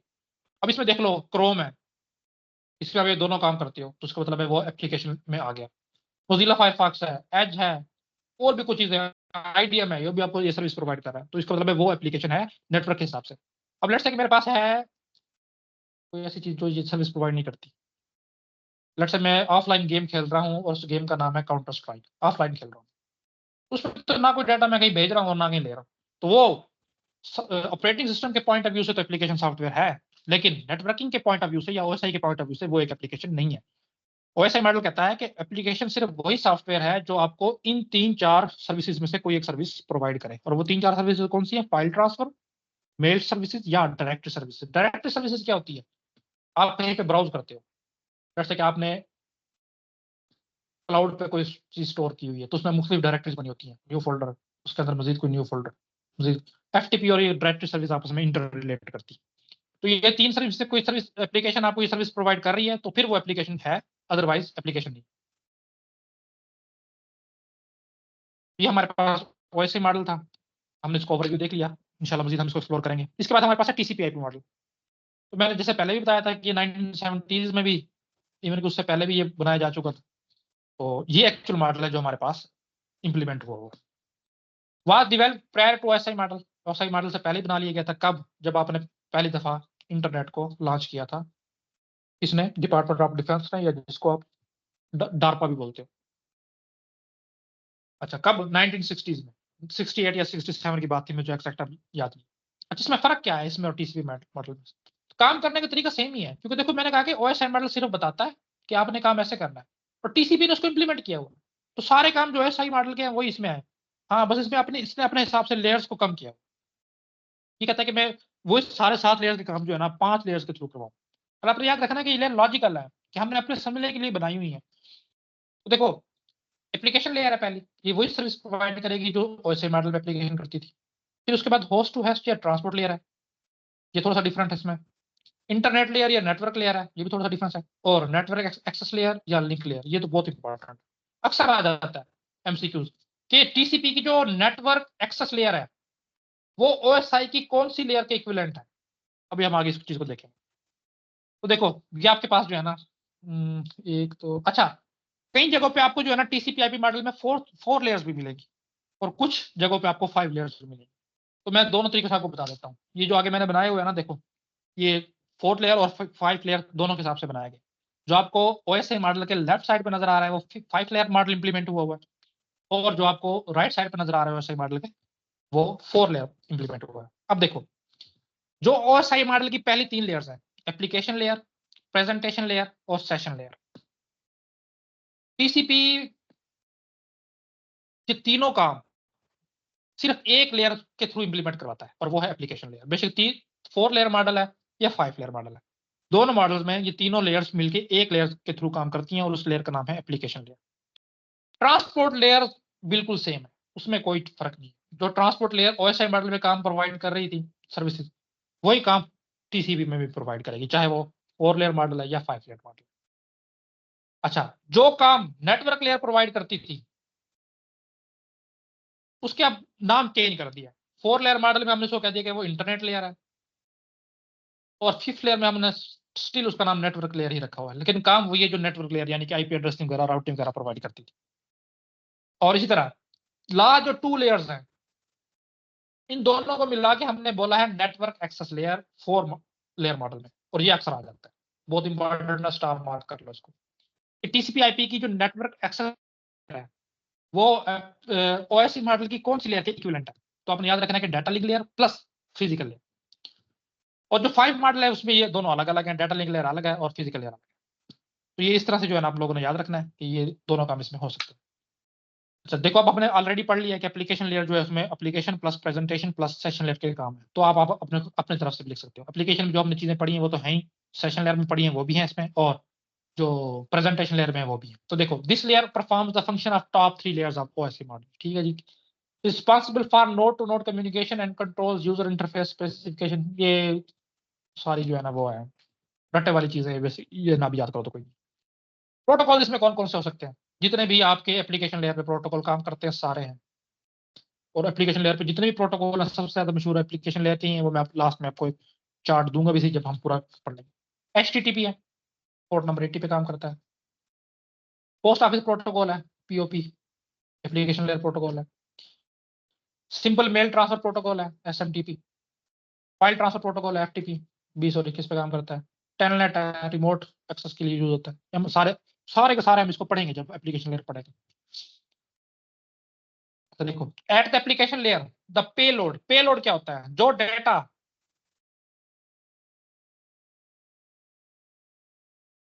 ट्रेवल करता है नेटवर्क में वो कभी भी ओरिजिनल डाटा नहीं होता। ओरिजिनल से मुराद क्या है कि जो एक्चुअल डाटा है वो नहीं होता, उसके साथ कुछ ना कुछ अटैच होता है। जैसे अभी सिंपलिस्टिकली आप समझ लो कि हर डाटा के साथ ना 2 चीजें तो कम से कम लाजमी होंगी। कौन कौन सी? एक सोर्स का एड्रेस, फिर ये ओरिजिनल डाटा आएगा, और फिर डेस्टिनेशन एड्रेस। ये एक्चुअल ये एक पैकेट बना होता है, इसमें डाटा तो होता ही होता है जो आपने सेंड करना है, मजीद काफी सारी चीजें अटैच होती है। मैंने सिर्फ अभी 2 चीजें ली। तो इसमें से जो ओरिजिनल डाटा है ना, इसको हम बोलते हैं ये पेलोड है।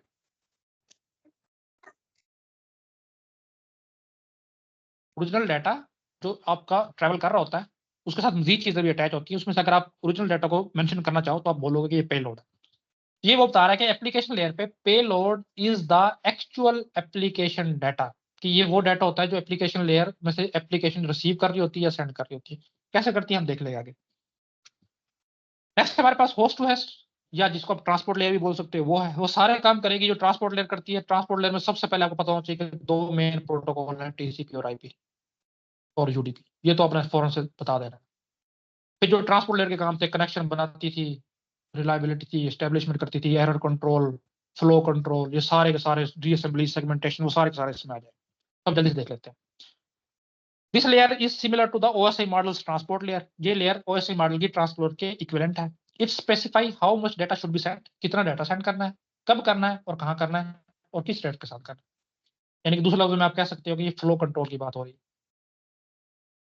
This layer ensures that data units are supplied in a timely and error free manner. Error free से मुराद है कि टीसीपी जब भी इस पे काम करेगा वो गारंटी देगा कि मैं करेक्ट मैसेज पहुंचाऊंगा। थ्रू एरर कंट्रोल, इसकी एक जिम्मेदारी एरर कंट्रोल भी है, फ्लो कंट्रोल भी है, एंड सेगमेंटेशन और डीसेगमेंटेशन, यानी कि डाटा को डिवाइड करना सेंडर एंड पे और रिसीवर एंड पे अगेन उसको इकट्ठा करना। The transport layer helps control the links reliability provide करती है इन फंक्शंस के थ्रू।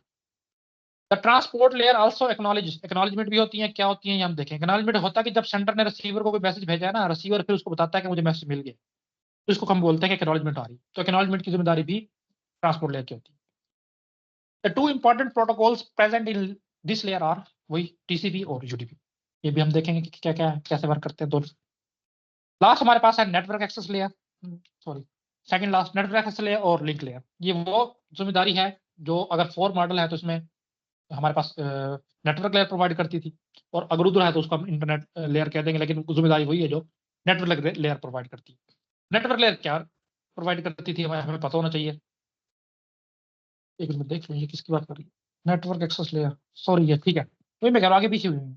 ये इंटरनेट लेयर की बात हो रही है, ठीक है। इंटरनेट लेयर जो है वो हमारी नेटवर्क लेयर के इक्विवेलेंट है। तो आपको पता होना चाहिए कि नेटवर्क लेयर की क्या है, क्या जिम्मेदारी। इसकी तरतीब आगे पीछे हुई है, मैं सेट कर दूंगा। नेटवर्क लेयर की जिम्मेदारी थी हमारे पास आईपी एड्रेसिंग, राउटिंग, ये दो जिम्मेदारी जिसकी मेन है, ये आपने यहाँ पे लिख देनी है। देखो, primary function to send packet, हमने देखा था कि पैकेट एग्रेगेशन भी करती है। Source to delivery destination regardless of their route, routing वगैरह के सारा काम। Message delivery at the internet layer does not guarantee reliable network layer protocol. हाँ, रिलायबिलिटी की गारंटी नहीं देती। क्यों? क्योंकि वो तो काम है ट्रांसपोर्ट लेयर का, टीसीपी के थ्रू। तो इस लेयर पे ऐसा कोई प्रोटोकॉल नहीं है जो रिलायबल गारंटी दे। तो हम ये बात जानते हैं पहले भी। द मेन प्रोटोकॉल, इस पे जो दो मेन प्रोटोकॉल काम करते हैं वो है आईपी यानी कि इंटरनेट प्रोटोकॉल, और एआरपी एड्रेस रेजोल्यूशन प्रोटोकॉल।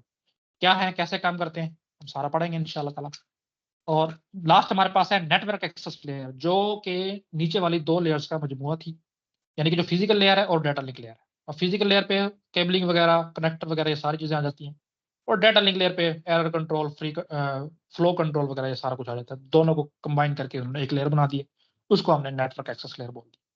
तो ये हमने ओवरव्यू देख लिया है दोनों मॉडल्स का, ओएसआई मॉडल का भी और टीसीपी आईपी मॉडल का भी। तो हम इंशाअल्लाह ताला, ये मैं इसको ठीक कर देता हूँ, हम इंशाल्लाह ताला जो है कल से बकायदा फिजिकल लेयर को स्टार्ट करेंगे। आज के लेक्चर में किसी को कोई इशू है तो मुझसे डिस्कस कर सकते हैं।